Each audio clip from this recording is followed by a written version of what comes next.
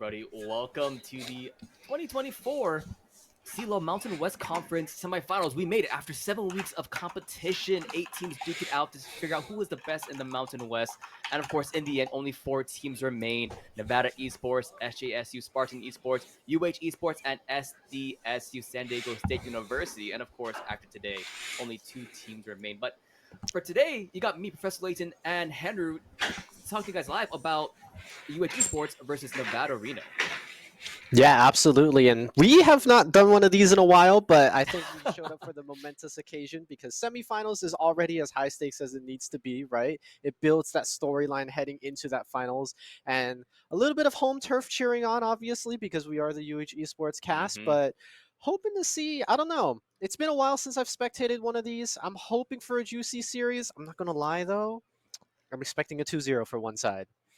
Maybe, and especially since we already know who is in the finals already from the other side of the bracket, of course, Okay. SJSU Spartan Esports did have a dominant 2-0 victory over San Diego State, and already we're in the draft for game number 1 of this semifinals. As you see on the blue side, of course, will be Esports, while the red side, of course, will be NVE.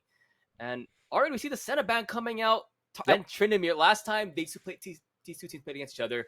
Of course, King Nane, the top side on the Trinimir, dominating a lane and even doing some cheeky plays against the enemy top player in Jimmy Neutron.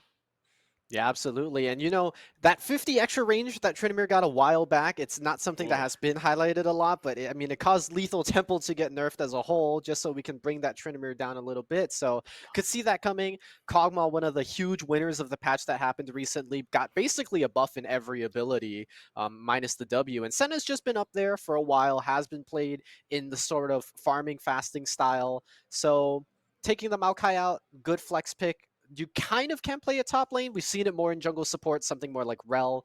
But yeah, a lot of team fight oriented picks so far, and I'm excited to see what comes out.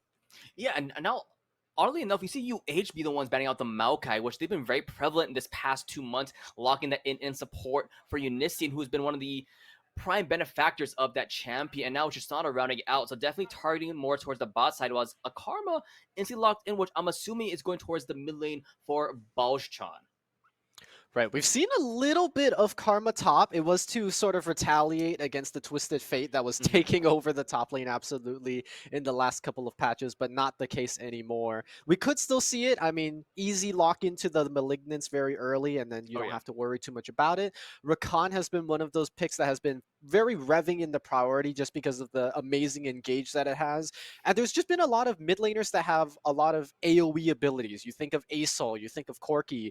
Rakan sets those people up perfectly. So very good engaged support locked in on the side of Nevada. Oh, and instantly we see the Galio locked in for the mid laner of that squad, which I believe is Ninetales for Nevada. So definitely have some good synergy for the all you mentioned all engaged potential of both the Galio and the Rakan. So I see how they work together to do these rotation plays, either trying to get some good vision in the jungle or even trying to help out Jimmy Neutron in the top side, who definitely did not have a good time last time around against these two squads.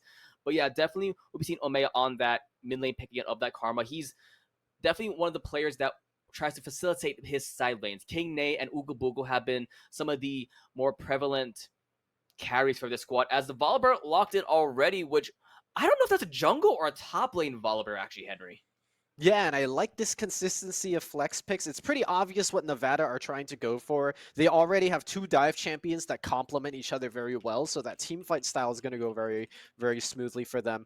UHE, on the other hand, they're keeping their options open. Yes, if this Lulu does get locked in, all that confirms is that Karma is not going support, which is what we were already expecting. Yeah. Lulu has a lot of 80 carries that work very well with it. You can think of Aphelios, you can think of Jinx as 2 examples. Kog'Maw's already off the table, so the old but gold is not going to be there, and we're going to have to see what Nevada want to choose to round this out. I'm expecting a jungler because Volibear was already locked in. You do not want to skimp that pool that much more.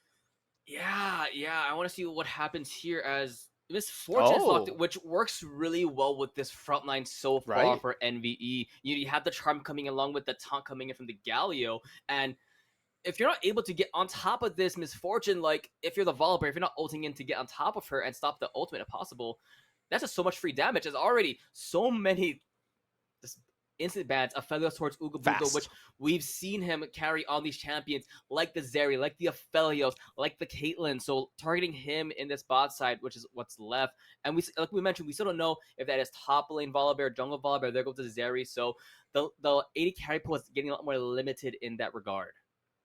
Absolutely, and you definitely don't want to play some of the utility ADCs that Mm-hmm. work very well with Lulu here. I'm talking somebody like the Ashe, just because you already have a lot of utility going on. You want Yeah. somebody that can pump out that damage. Caitlyn is a good option, but Caitlyn doesn't really have an escape tool. Rakan and Galio can just True. jump on you, so it is something to be more mindful about.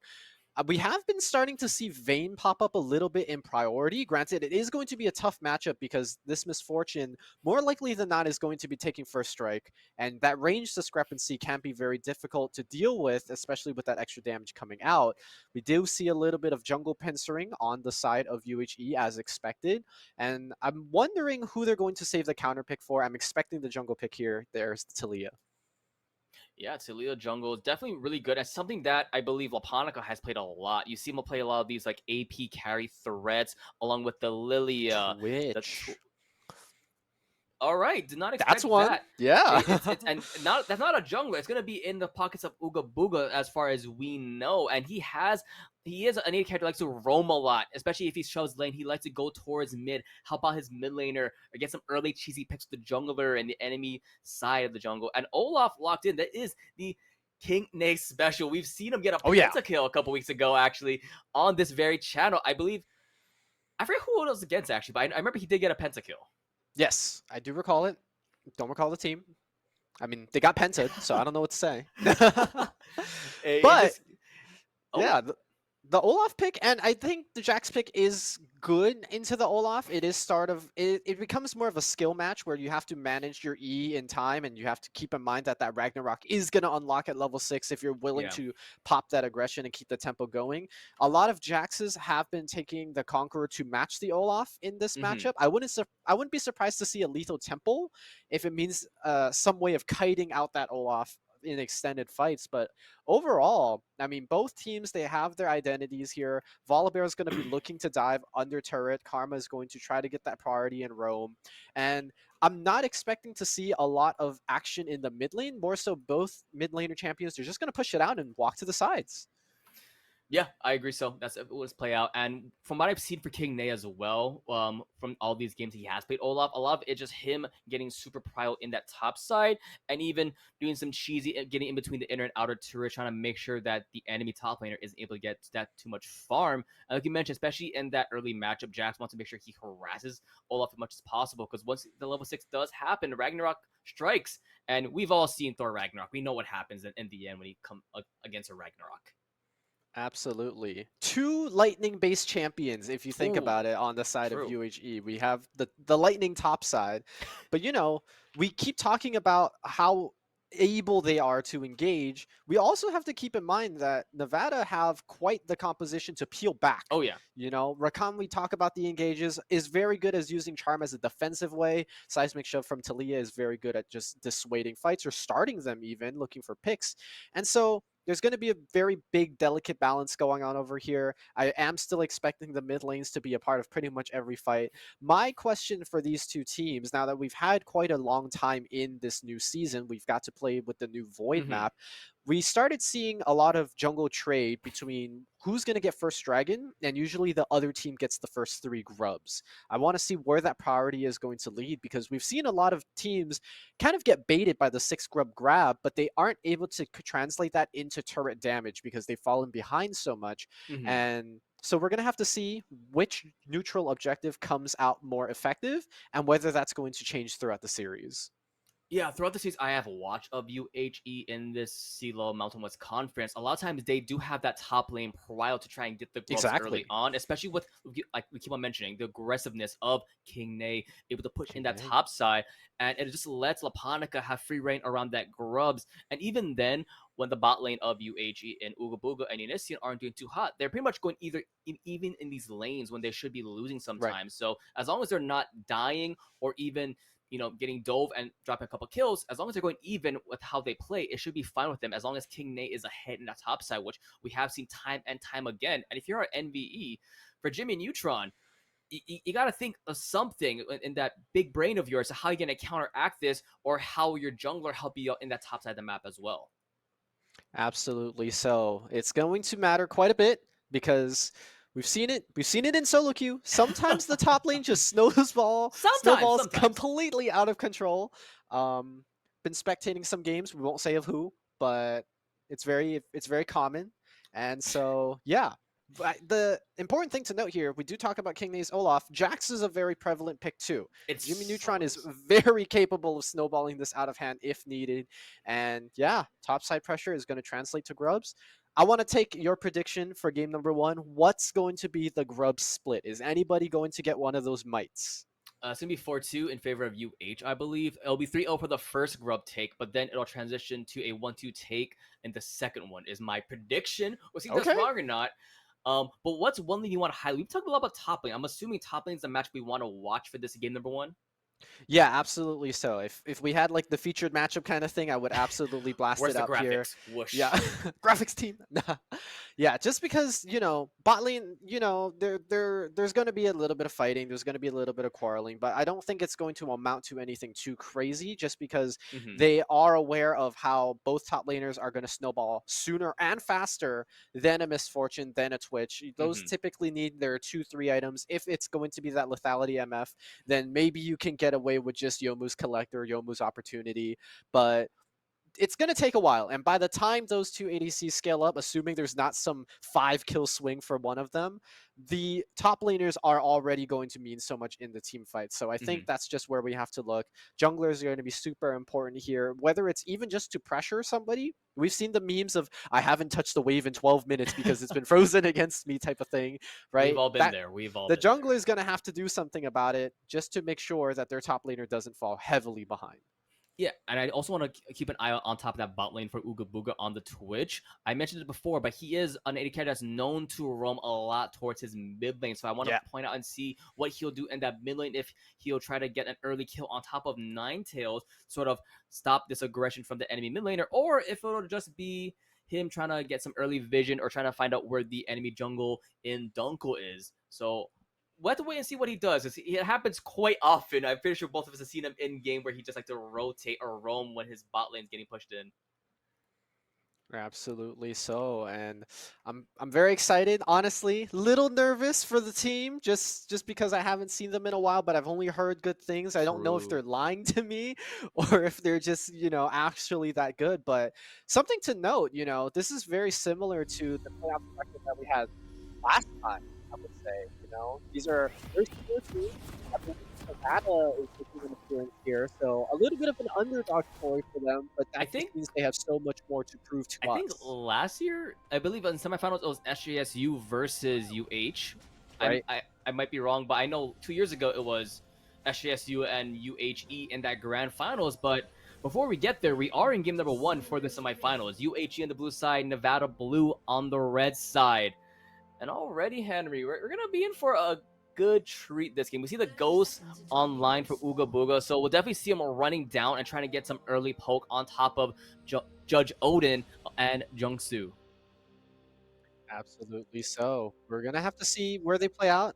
Game one usually is it's very different sometimes. You get your 5-man cheese running down the lane, or you just want to play it safe. This is the semifinals, right? Once you're out here, you are not going to continue your CLoL Mm-hmm. adventure for this academic year, and so they are going to play it a little bit safe. Laponica and just testing the waters, getting a little ward there. They are aware of it. First CS point to whoever wants to clear that with a Squire's Bloom. Oh, true, true. It's all about that one CSE, the mind Oh games, yeah, really, if you will.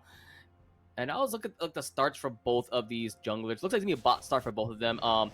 Of course, Dunkel would need the help because he is a Talia, not as tanky or doesn't have the shields as Laponica does have.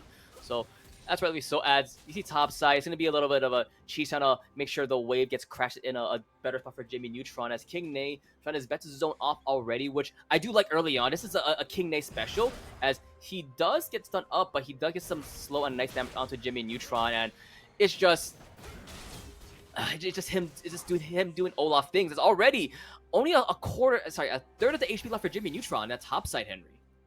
Yeah, and I mean, Jimmy already knew that this was going to be an aggressive matchup. He took Doran's shield to start, but, you know, something to keep in mind is Olaf is one of the fastest level 1 Conqueror stackers because once you pick up that Undertow, you lose 4 seconds of the cooldown on it, so you get that up pretty much as fast as you can auto attack.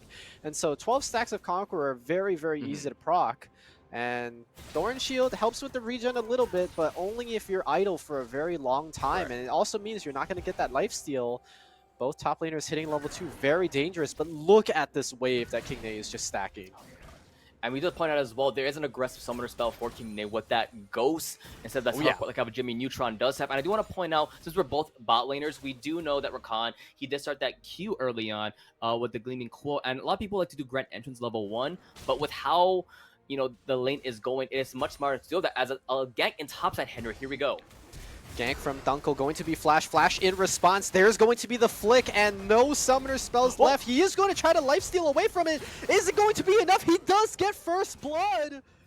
King Nate showing his kingliness, and that's going to be a TP response. Laponica going to catch Dunkel on the way out, just going to do some poke damage, nothing more to come from it. The wave not pushed in entirely, so Jimmy Neutron's not going to lose too much, but on the bot side, Engage going to be missed by the Rakan. Ghost going to be procced by Ooga Booga, trying to see if they can keep the chase going. Is just going to be a Contaminate, and that's going to be it for the trade. 1 for 1 in that top side. Yeah, that's how Ooga Booga likes to play. He likes to use a Ghost aggressively to try and get either a summoner spell below or try to get like even a kill on the opposing bot laner. So we'll be seeing that a lot from him in this game, where you're using Ghost on cooldown more than likely. As a nice... Nice double up over there as NVE coming in from this Volibear, and the smite is in favor of Laponica. As he should be able to get out. One. Yeah, he is going to be able to get out. Balls-Chan possibly with a speed up. It is just going to be that flash. Taunt is going to connect. Flick going to be flashed away from. Just a retaliatory inner flame coming out from the Karma. Like we said, a lot of trading, a lot of roaming. Both mid laners willing to roam up for their jungler. Laponica is able to secure that red buff, but at the cost of both flashes. Look at mid lane though. Mid lane some action happening. I believe that was a flash from Ninetales. Yep, and no flash from Balls-Chan means there's going to be no way out. Winds of War, but is the damage enough? The answer is going to be no. Dunkel throws a big rock, but it's not going to land. In the meanwhile, topside, another solo bolo for the Olaf. And this is why his name is not just Nate, it is King Nate, the king of the north, if you will. Like you mentioned, 2-1, and look at that CS differential in that top side. That's almost 3 waves in favor already of top side, and it's already 700 gold in favor of UAG, and a lot of it is thanks to this Olaf in the top side. And remember, that TP was used early so he could catch the previous wave. That means pretty much half of this wave that was just crashed is going to be gone, and that gold lead is going to be a little bit more permanent than you would think. Already a cloth armor in Jimmy Neutron's inventory, very scared of the potential, but we could see that cloth armor is just getting shredded by those axes still. Oh, yeah, it is. Yeah, it is. And that just shows respect as well towards King Nate, because as I mentioned, he's probably one of the stronger top laners in this Mountain West Conference. Of course, you have to watch out in bot lane, though, as Ooga getting chunked down. He is going to get engaged on. They are going to commit a flash, but they forgot about the stealth. And now they're going to have to turn away here. Laponica in pursuit. Dunkel showing up at the right place at the right time. Is there going to be a seismic shove for Unician? A little bit of sidestepping. They're not going to find it. Low HP bars on both sides. Nothing more to come from it. A little bit of a disengage, and that's going to be it. But very close calls for both teams. A lot of summoner spells blown by UAG in that bot side. And if you are NVE, you're going to look to dive this if possible, but not... They're playing it safe, even though they do have the Galio ultimate available. He's getting pushed in that mid lane. Ninetales already around a third of his HP available because of Balchan's poke. You mentioned that Karma, it's just so annoying to play against in that mid lane. It's so annoying.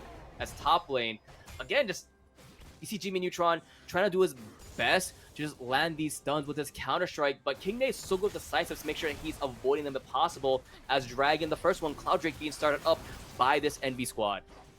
Yep, and we talked about it during Champ Select. We typically see this trade of first 3 grubs to the Dragon. It isn't going to happen here, which means that Nevada Esports, they do have that little bit of tempo advantage on that bot side because they had the better health bars coming out of that fight. Judge Odin, flashless, learned his lesson not to flash into a stealth target. I mean, it happens to the best of us. We've all been there, Judge. This does mean that the 6 grub take is still available for both teams, and Cloud does allow you to rotate a little bit faster towards it. Laponica, however, is going to make sure that does not happen for them. Yeah, they'll be here first. Like we mentioned before, with the top side of the map, King Nate is so good at pushing out early, so he has the better tempo if he needs to rotate to and help Laponica, as already Galio forced to back away, no TP available, does have his ultimate available if he does want to decide to, use that hero's entrance. But I think just play it safe for now and just, let your jungle take that mid lane farm, as I believe he's getting poked down just a bit, as level 6 was finally up and ready for him. So we might see a Weaver's Wall eventually, either top side or that mid lane. But here's an engage. There is an engage. Grandmaster Smite going to be procced, but immediately just walk away is what the Olaf says. And so that extra defense is going to wear out in a little bit. Laponica in the area just to hover as King Nate looking dangerously low. They could just look to turn off the tower here. Dunkel in pursuit. That's going to be the CC removal. Weaver's Wall to pop in. Is it going to mean anything? The answer is no. But bot lane! Shield coming in from King Nate, and both health bars low on the side of Nevada. Galio roaming over, looking to potentially enter the fight, but they're going to call it off, say it's good from here. Okay. So my assumption for bot lane was a polymorph on top of the Misfortune, which allowed us Ooga Booga to do Ooga Booga things, flash on top of the enemy, 80 carry, and just spray and pray, ratatata, and yeah, and just a small advantage the bot lane of NVE had is now Ooga Booga dominating. As we mentioned, we might start seeing some more rotation plays coming in from Ooga Booga soon, especially to sort of stop Ninetales. We haven't seen any ultimates just yet, but Hero's Entrance can be so well timed, so well prepared with this Weaver's Raw from Dunkel. Absolutely. Both Talia and Rakan have excellent entry options, and you can just sprinkle the Galio ult on top, and it's just a lot of extra protection. I think the main thing to highlight here is who's going to hit their first item in terms of ADCs, because we talk about the potential for Twitch to roam, but that MF, once they finish Youmuu's, also very good at joining a fight, as just some trade back and forth. Dunkel visiting every lanes, going on that world tour a little bit here. The world tour. As an invade coming in on top of the enemy Raptors, which I do like, trying to make sure Laponica, is sort of getting clinched in a way, making sure that he's not able to get more farm, and, it forces him away from getting these key items, making the big tank threat. But top lane, though, Jamie Neutron, that's not the brain blast you want to see against, but a dive. There it is! Engages onto it, but actually gives him a way out by jumping in a little bit to the right, but it doesn't really matter. Turret comes back on a little bit too late. Both members would not have been able to tank another turret shot, but the deed is done, and they got away with it. Yeah, it was very close. If I believe Laponica was a little bit more to the left, that might have been a 1-for-1 trade for Jimmy Neutron, but he was just on the edge of, I believe, the radius of that tower range. So really good from Laponica, noticing, I have to be in this situation, so I make sure that I don't end up dying here. But already, there's a lot of tower plates going in favor of that top side, as it looked like Dunkel wanted to do something in the bot side, but decided to back and get his first item, actually. Oh, yeah. I think this staff interesting, as already topside turret, it's already gone, Henry. It's gone. Wow. Okay, this Olaf things, it's King Nay things, if you will. Oh yeah, the Olafs on my team don't do that. I don't know. Yeah, usually they're like 0-3 or 0-4 by now. Yeah. Feels it's okay. bad, man. I've been we are Olaf expecting, before. we are expecting those first items to pop up very shortly for a bunch of people. Stride Breaker now completed for King Nay. You talked about that Seraphs. I haven't really seen the itemization path for Talia's quite yet, but I think that stacking that early tier is very useful. It also gives you that bonus mana and that, get out of jail shield if you fall to critical health. And if you're ganking King Nay, you're probably going to need that one. And if you are NVE, that's not what you want to see on the enemy bot lane already. The Kraken Slayer. And of course, Lulu's already pretty much full build already. That's all you need when you're paired up with an Olaf, with a Twitch. You just build an item, and it's all right. I just use my shield, press W, and you're good. As they're Oh, going a small engage on top of this, as that's a lot of damage, but King Ney is here. King Ney is here ghosting in. Dunkel Oh has to my flash god. if you want to live. Isn't going to. Opts to hold it. Ninetales, however, does have the bump interrupted, and we just have a CC immune, very angry Viking running at them. That's going to be a kill for Ballscham with that Malignance finished. First item power spikes coming in strong for UHE, and that's going to be a dragon claimed as well. Oh yeah, oh yeah. But you know, like you say, Henry, they're not enabling the 2 Drake curse for Envy though, so there's a 1-for-1 Drake. It'll be Ocean Drake for UH, as it looks like it's gonna be either Chemtech or Hextech for the Soul, is my assumption. Okay. It's Chem. Thank you, Observer. I appreciate it. Thank As you, now Observer. now it's a more. Oh. I like the vibes of this now, of how Chemtech, you know, the rift looks like now, in my opinion. It's more green. It's more yes, to save the trees. As we mentioned the grubs, and it looks like no contention from Nevada, so I was wrong. It's not a 4-2. It's maybe a 6-0 in favor of UH. 6-0 grubs, very strong. I mean, Olaf didn't need all 6 to take the first tower, so can't imagine what it's going to be like when turret plates fall and, The second tower. Yeah, the second tower. It's already trembling at the thought. But with that being said, we haven't seen a full-fledged team fight from both sides yet. So there is still that variable of how are these team fights going to play out, what are the effects of that, and how well is this Misfortune going to position? Because we talked about it. Laponica can just jump on you. King Ney can just ghost at you. If your bullet time is, not in the best of positions, you could get run down really quickly before you even get a couple waves of that ult in. Yeah. But I think if you can get that full charge and if it's making big impact, that could sway the Gold League quite a bit. Have we ever really seen anything of those, like you mentioned, all those combinations? No real Weaver's Wall. We haven't seen really any heroes entrances either from Galio. And we mentioned it works so well. Their overall comp, this is like almost an Exodia comp with Natalia, Galio, Misfortune, Rakan, and even Jax. We've seen Jax get like these crazy 3 to 5 man, counter strikes and just stump the whole team.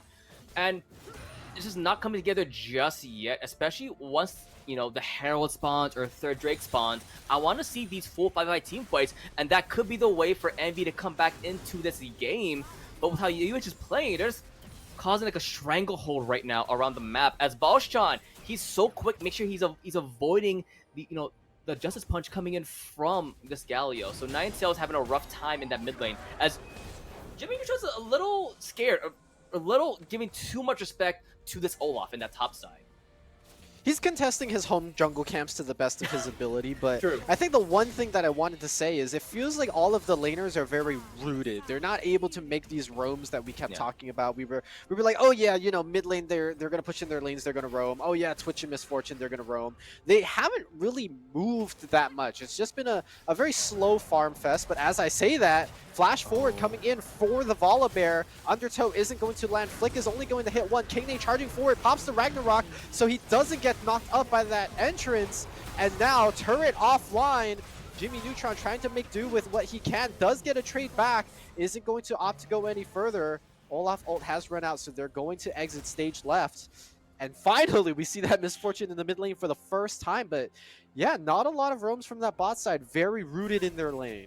And now it enables Twitch to get even more damage on top of the spot side turret, which I believe should almost be falling just soon. And I don't think Jimmy Neutron can do anything in this top side right now against King Ney. If Undertow does land, that's a signal potential 1v1 for King Ney. As he's going in, he has the ghost, has the flash. This might be a kill in favor of King Ney now. Yeah, no ultimate available for Jimmy quite yet. Trading very well, but keep in mind, this Olaf has a red buff. He has a ghost. He's just gonna run at you. Oh, man. Yeah. It's a little unfortunate. I believe he should have let that wave push into you. He tried to contest for some CS, trying to get Olaf off of that, but a little bit of a mishap, though. You've seen how powerful this Olaf is already. 7-1-1, had the Shrine Breaker, and he's just building more and more items. He's be a very scary target. Weaver's Wall is available for Dunko now, so has opportunity to do something bot side, especially with the combinations we've seen, but nothing just yet. Balshan just doing karma things. Just doing karma things. That's the best way I can put it. Farming, Mantra Q, Oh, just some poke. Oh, I got a cannon. Okay, easy peasy. But here's the punch coming in. Yeah, and look at that. Laponica immediately ready to respond as soon as that charge went in.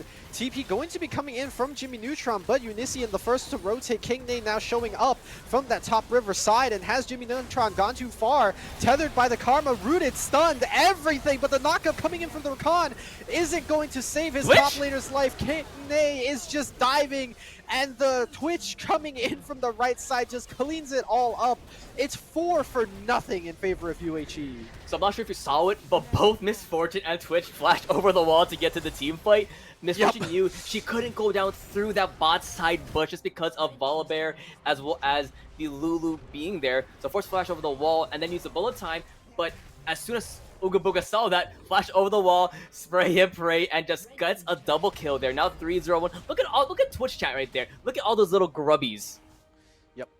As six Void Mites will do that. Yep. Yeah. So Henry, what do you call the little grubbies? Do you call them Twitch chat? I know a lot of people call them Twitch chat. Some people have other names for them. What do you call them? They're my harem. They're your all right. This is Henry's harem. This is Henry's harem. Henry's harem.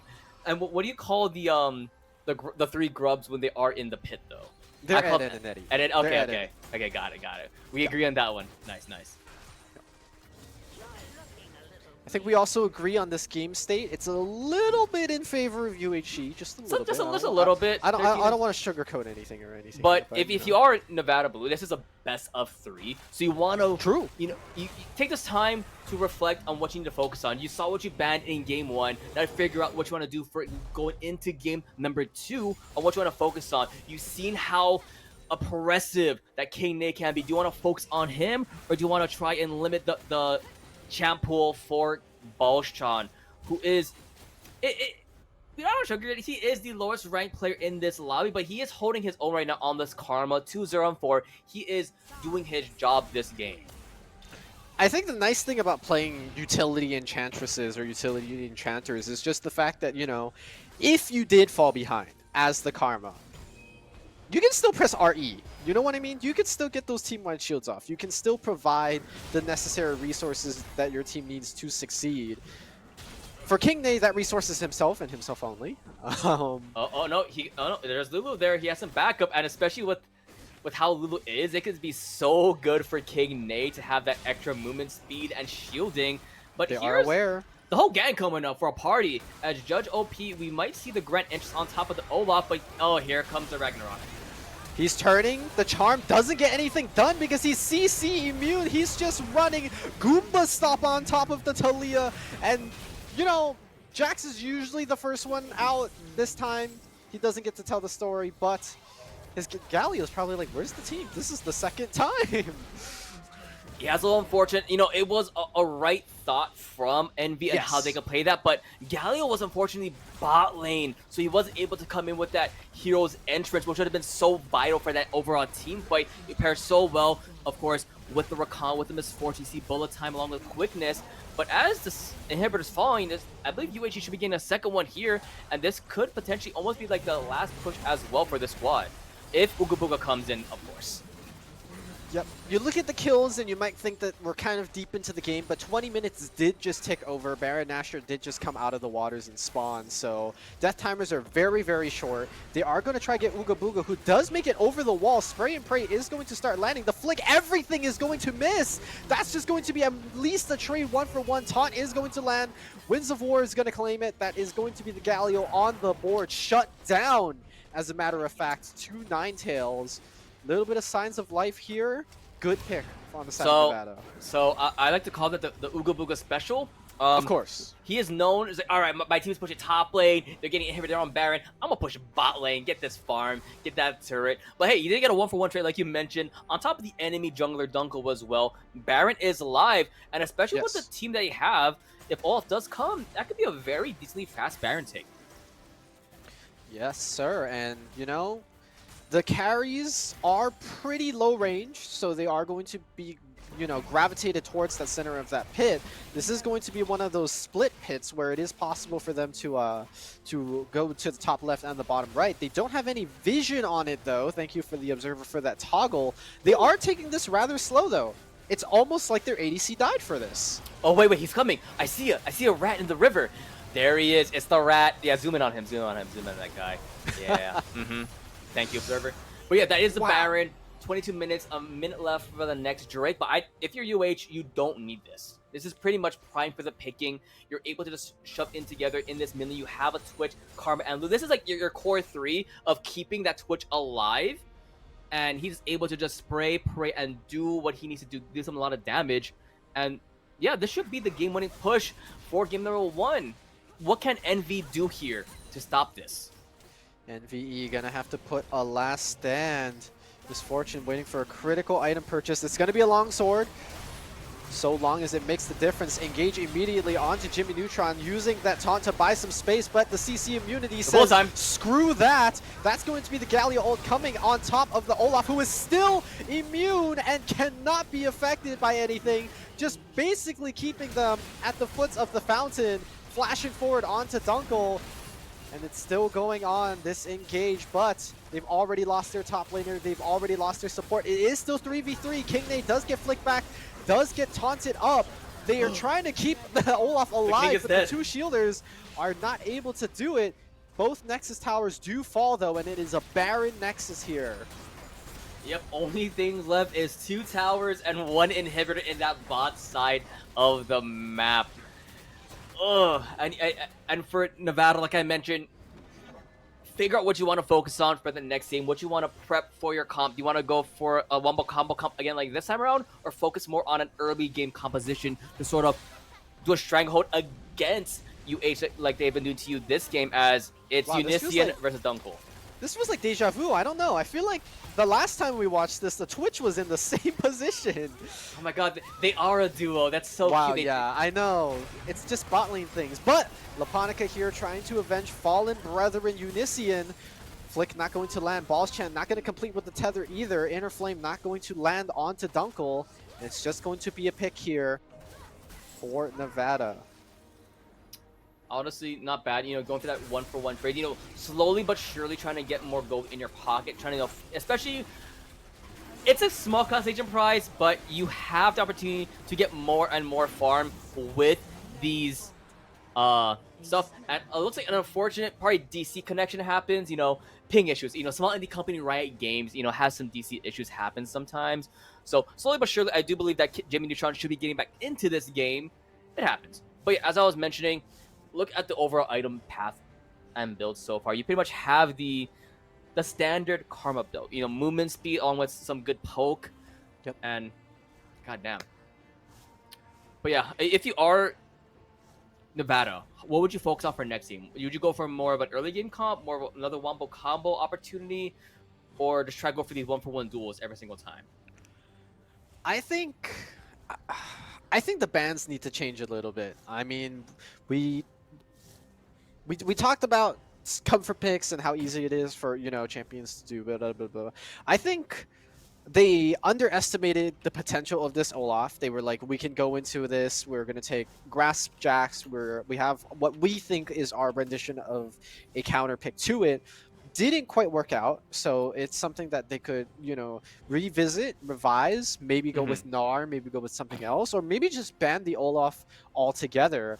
I don't think this comp was bad per se. They clearly had a vision in mind, but that vision ended up being later in the game, and they never got to that point of the game very smoothly. So now I think, you know, Jax or Talia or Galio, one of those things that could change as a way to kind of segue into that mid game a little bit better.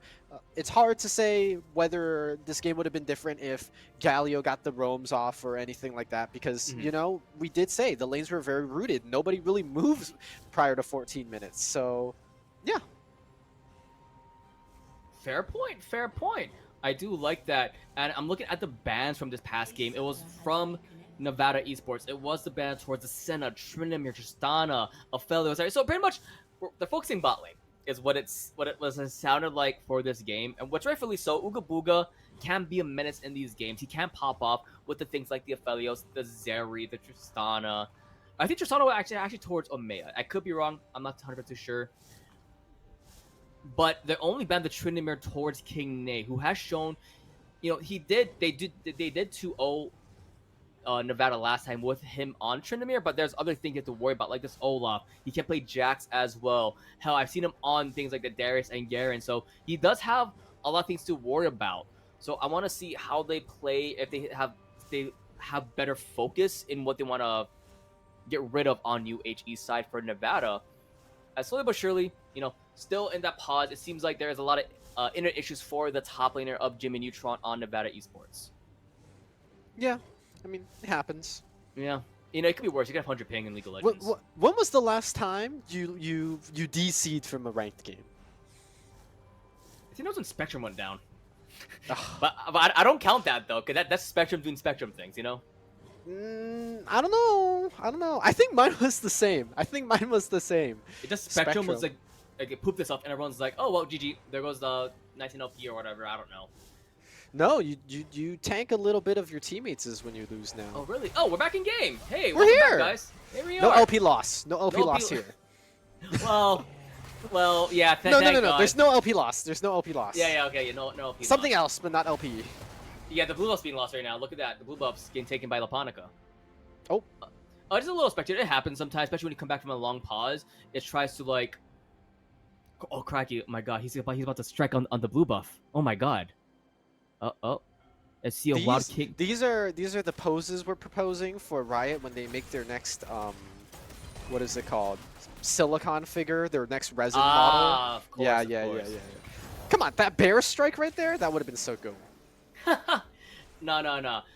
That's the poses that the UH team's gonna use for the next season's graphics. They're gonna have them do these poses. Oh. There you go. Good luck, Sharketeer. Make that happen. Yeah, and then we'll get the graphics department to Photoshop them into. Oh, W. Okay. Hey, I see it. I like the way you think, Henry. I like the way you think. As now it looks like UH going for that last turret in this game, Henry. One last turret, one last inhibitor. Oh. Inhibitor slowly falling as karma things. That's all I'm gonna say. Sure. As meanwhile, look, we do see Laponica trying to get the mid lane wave push in to try and get that mid lane inhibitor, but getting a little bit chunked down by this Talia. Last turret has fallen. This will probably be the end game push for UHE, Henry. The inhibitors did come back up, so even though they took this bot side inhibitor, they kind of net lost an inhib because top and mid came back. Yes, they got the turrets, so they got a little bit of global gold going on over there, but until they get at least one more inhibitor, the game state is actually more in favor of what it was earlier for Nevada. Top lane. You can see that as they're starting to spread out now to start finishing up the job here. Laponica with the top side, the other 4 members going on mid, and this is going to be that 3 inhibitor take. You can already see the pressure filling in from that bot side. Ninetale's a little bit distracted with that bot wave, and UHE trying to make that final pursuit. Keep an eye on Jongsu to see how he plays around with this quickness and Grand Entrance combination to see if he can get a good engage on top of Ooga Booga, on top of Balshan. But I do believe this should be the last fight. Want to do something. Jimmy Neutron in a bad position. He's jumping in. I'm not sure why he wanted to do that right there. A very good bullet time does claim too, but there's an Olaf behind you. Nothing personal, kid, as he's just running down the rest of the team. It was a good combination of ultimates, but unfortunately, King Day just does not care. He's taking Nexus, he's taking game 1. UHE in the lead in this best of 3. UH Esports, the #1 seed coming into this CLoL Mountain West Conference semifinals, not dropping a single game throughout this entire season, trying to keep that record alive going into that finals as well. But Henry, what an explosive game 1 for UHE. From the start to the finish, we saw King Nate pounding on that top side of the map against Jimmy Neutron and not slowing down at all throughout the game. Absolutely. This is the definition of what the Valorant players call the W key warrior, where you're just going for it. There's no you back when you die sort of mentality, and True. it did pay well for him. We could see it. It was a decent theorycraft answer on the side of Nevada Oh yeah. Esports. It was literally less than 100 HP left, one auto within type of exchanges in those early trades in level 1, level 2, even despite the fact that King Nate was stacking the wave against Jimmy Neutron, even despite the fact that the jungles interfered. It was a very close matchup. So in theory, it did work out well. In execution, not as well. So we're gonna have to see if they're gonna try to refine it for game 2, because now your backs are against the line if you're Nevada, or if they're just going to ban out the King Nate little champ pool here and see if they're gonna show us something new. Yeah, but if you do try to ban out King Nate, there's a lot of other stuff up on the table. Senna could be up, Zeri could be up, Aphelios could be up. Hell, they can even lock in Smolder if they want to, one last True. hurrah before 14-6 happens. Rest in peace, Senna. Don't do that to me. Don't mention that on stream.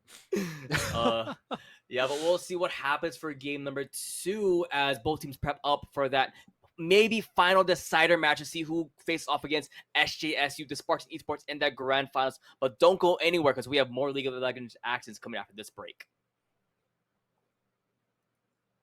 Woo. Woo.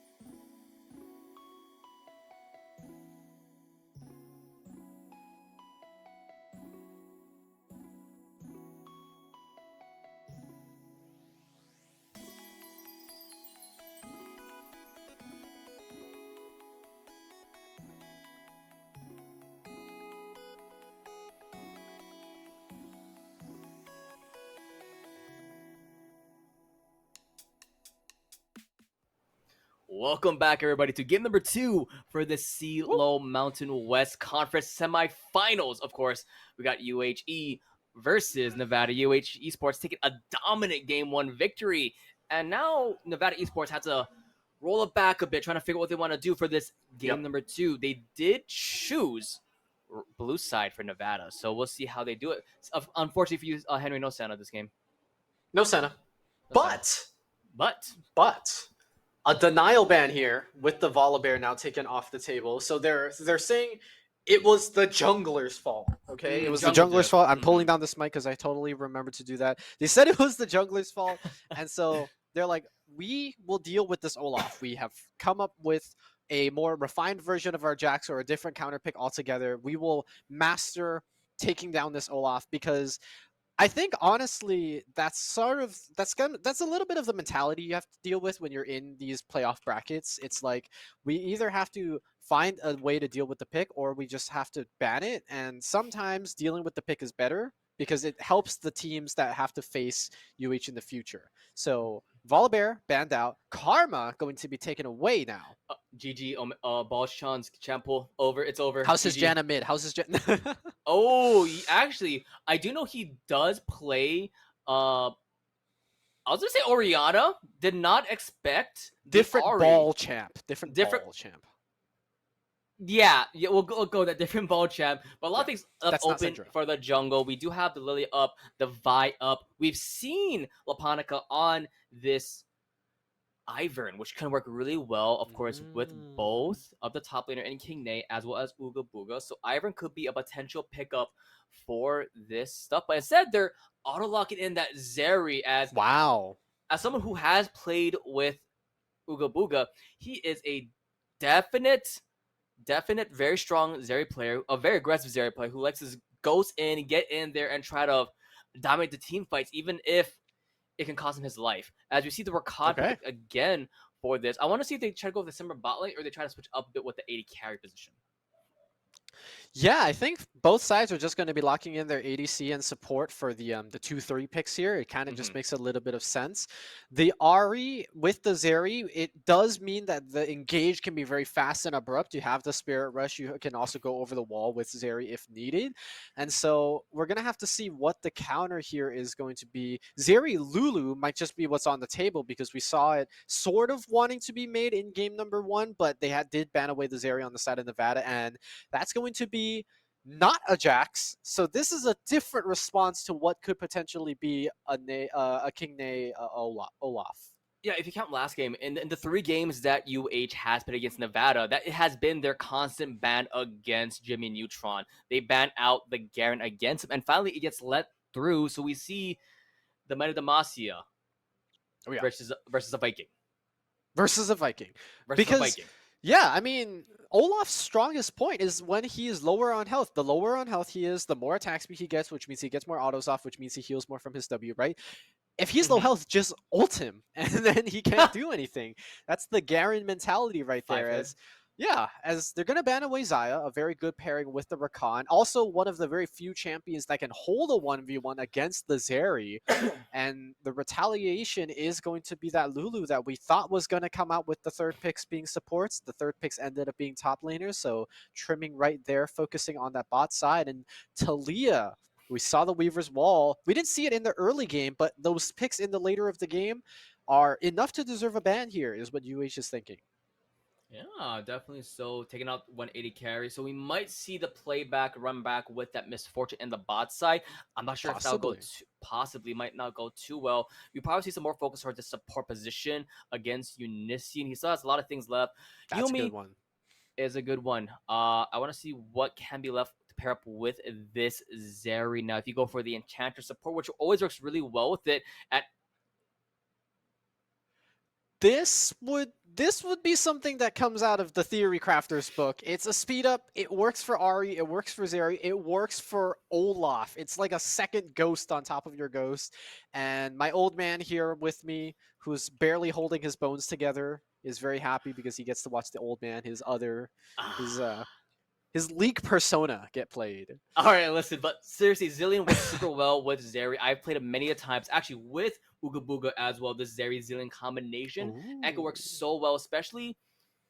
And now they're going for the Twitch instead. That's really interesting. We see the Twitch for Judge Odin. I want to see how this plays out, Zeri versus Twitch. But back onto the Zillion though, can pair super well, especially if you land your time bombs on top of this Olaf as he's in the middle of this enemy team, and on top of the Twitch, on top of the Karma, compare super well. You did the QWQ, locked him in place, and it lets Uga Booga along with Omega get so much damage and DPS throughout these team fights.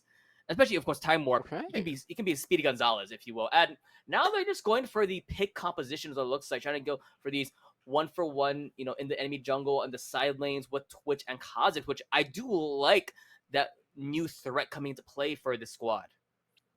Absolutely, and I don't think we saw a world where junglers would be last pick for both sides, but the priorities change a lot throughout a best of three, and we're gonna see Kha'Zix here on the side of Nevada Esports, and we're gonna see Xin Ooh, Zhao as a response here. they want Pretty to good, fight. yeah, pretty good in terms of pulling a team apart. Xin Zhao is very good at also getting those picks because Crescent Guard does mean you're kind of in your 1v1 kind of duel, sort of like Camille's Hextech ultimatum. But yeah, we have different identities now for sure. And top half for both sides looks like they want to play picks. Bot half for both sides looks like they want to play team.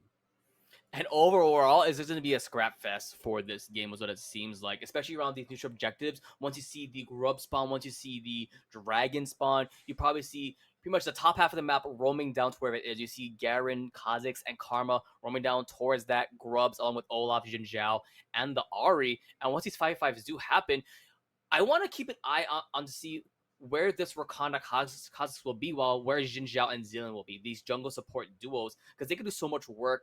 I mentioned how I can do the time bomb and rewind combination with Olaf, but it works super well with the Jin Zhao as well, especially because he has that gap closer with his abilities.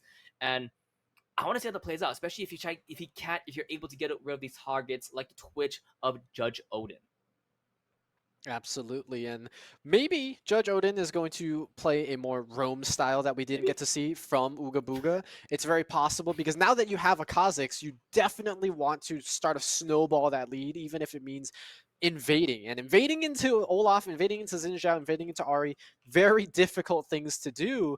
And so you're gonna want the backup of your bot lane if you're going to the Grump side or the enemy wolves. But for that matter, Kha'Zix is going to look to play those picks like you mentioned. Karma and Ari, kind of even, I would say, in terms of their wave clear capabilities. I think I would give the edge to Ari just a little bit, but that doesn't mean that they can't help out their junglers after immediately clearing their waves. True, fair. So how many of these off-screen kills think will happen this game? We saw a couple of them last game, We but so did. many times, especially this game with Garen versus Olaf, Jin Zhao versus Kaz, will probably be like top lane. Oh, Garen and Olaf are fighting. All of a sudden, bot lane. Oh, Ugabuga gets a kill. Or Ugabuga dies. It's like, oh well, it's gonna happen so much. And I want to see how Unisin is able to time his ultimate to see if he does at the start of the fight to sort of dissuade them from trying to kill a certain target, or if he waits to the last second on top of Ugabuga or even the Olaf. We mentioned how Olaf, if he is able to get that revive in these team fights, he can just come back to like health so fast with his W and everything. Absolutely. And yeah, I mean, Zillion probably not going to be using the E on enemies throughout this entire game. I think it's going to be solely for the teammates, just for that extra Yeah, speed bonus. I don't think anybody's going to be any enemy is going to get slowed quite a bit here. Off-screen kills. I don't know. My producer's right behind me. I don't know if I want to. I'll say three. I'll three. say Okay. three. Okay. For PogChimp's benefit and sanity, let's hope so. If not, he'll be zooming out Yeah, Mr. Wook, you very get far. three. You get three. He just turned around and looked at me. So what he's gonna do? He's gonna zoom out. So like it's gonna be like very small pixelated, Yeah, fights. Is like all right. yeah. I think that's a Kha'Zix fighting a Jin Zhao. The I don't health bars know. cover Summoner's Rift, but he's not going to miss it because it's going to be on the screen somewhere. Exactly. Somewhere. Yeah. All right. Absolutely. They're just slowly loading onto the rift, very slowly. Yeah, I am so excited. Like we mentioned, winner of this goes on to the finals next month on April 6th to play off against the back-to-back. I'm not sure how many to-back champions in They have San too many Jose State backs. University. Yeah, San Jose State University, SJSU Esports, who has a very scary millionaire in Went, who his rumble's always bad, but he has things like the Aurelian Soul, like the Vagar, who I watched our last game, for semifinals. He just R'd a Smolder and Smolder died at full health. Oh, Yeah, he he burnt the he, dragon. he killed he's the Dragon Slayer, and then he played a dragon Wow. after that. Oh, And He was like, Yeah, let me show you how it's done. and locks in Acel and yeah, just Acel things. But yeah, we're about to get into game number 2 of this series of the semifinals. On the blue side, we see Nevada Esports blue. Red side, we see UH Esports. If UH Esports win this, they go on to face off against SJSU. If Nevada Esports win this, we're playing Silver Scrapes. I feel like best of 3 shouldn't call it silver. Bronze scrapes. It's not as hype. We need 5 games for silver scrapes. Thank God there's no best of 7s for League of Legends. Oh my God. Jesus Christ. Welcome to the Golden Globes. Layton, I feel like you saying that is the scariest thing because you have some cosmic energy to make it happen. Yep. But look at this small skirmish potentially. They want to go in the top of Ninetales. But it got spotted out by the rest of the squad in that top site in that bush from the Kazakhs and the Garen. As yes, zoom in on that Zillion. I don't care about Ari. I don't care about the Ninetales. Yeah, demon. I was gonna say I don't think the zoom in was for the Zillion. I think it was never mind. Anyway, Go yeah, on. I'm listening. they spotted out the level 1 cheese, which very bold to do at game point, but I guess that's kind of what you get when you have a 1 game leeway as the side of UHE. You know, you lose this one, you can still come back, win the series if that is what it takes. So they were feeling a little bit frisky.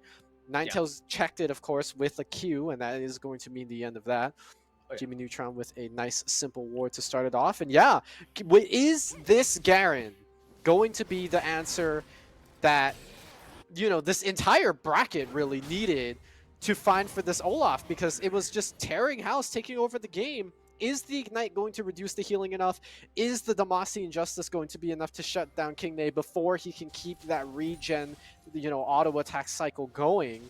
Or is King Ney just going to go unchecked again? Yeah, King of the North versus the Might of Demacia. And already trying to get some undertow damage on top of Jimmy Neutron. But of course, with the spin, the Judgment coming in, it still does some consistent damage even he's on top of there. So King Ney has to be a little more respectful this time around against the Garen, especially since it is a champion that Jimmy Neutron is known to play in this league. That's the reason why that champion's consistently banned out against Nevada Esports in that top side of the map. I always knew Jimmy Neutron was a Garen main. I can't tell you what Carl Weezer would main though. I haven't figured that guy out. Jimmy Neutron. Oh my God, our project said Greg. That's so messed up. That's so messed up, man. Anyway, both junglers doing mirror clear here. They're going. Actually, no. They started from their bot sides. They're now going up to the top half. But they are both going to get spotted out, though. There is a ward on the side of Laponica's blue Raptors, and now there's a ward on the side of Dunkel's blue. That's a nice double time bomb on top of gonna get knocked up here. Has full stacks of the Contaminate. And Dunkel is gonna smite that away, but King Ney with the roam here. Gonna pop the Ghost! Forcing out the jump from Dunkel, but I mean, I'm not sure if that's gonna be too worth it here. I mean, you lost your Ghost for this.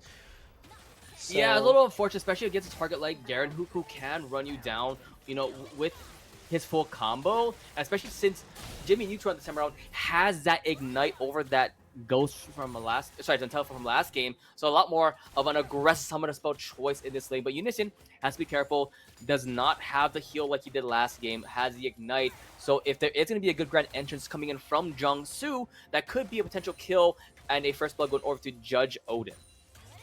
Yeah, as a matter of fact, no heals anywhere for both bot lanes. The only heal really is that Gleaming Quill from Jung-Soo if he gets to land it. That does damage too. It can do a lot of damage. That's pretty true. The Q-Maxers?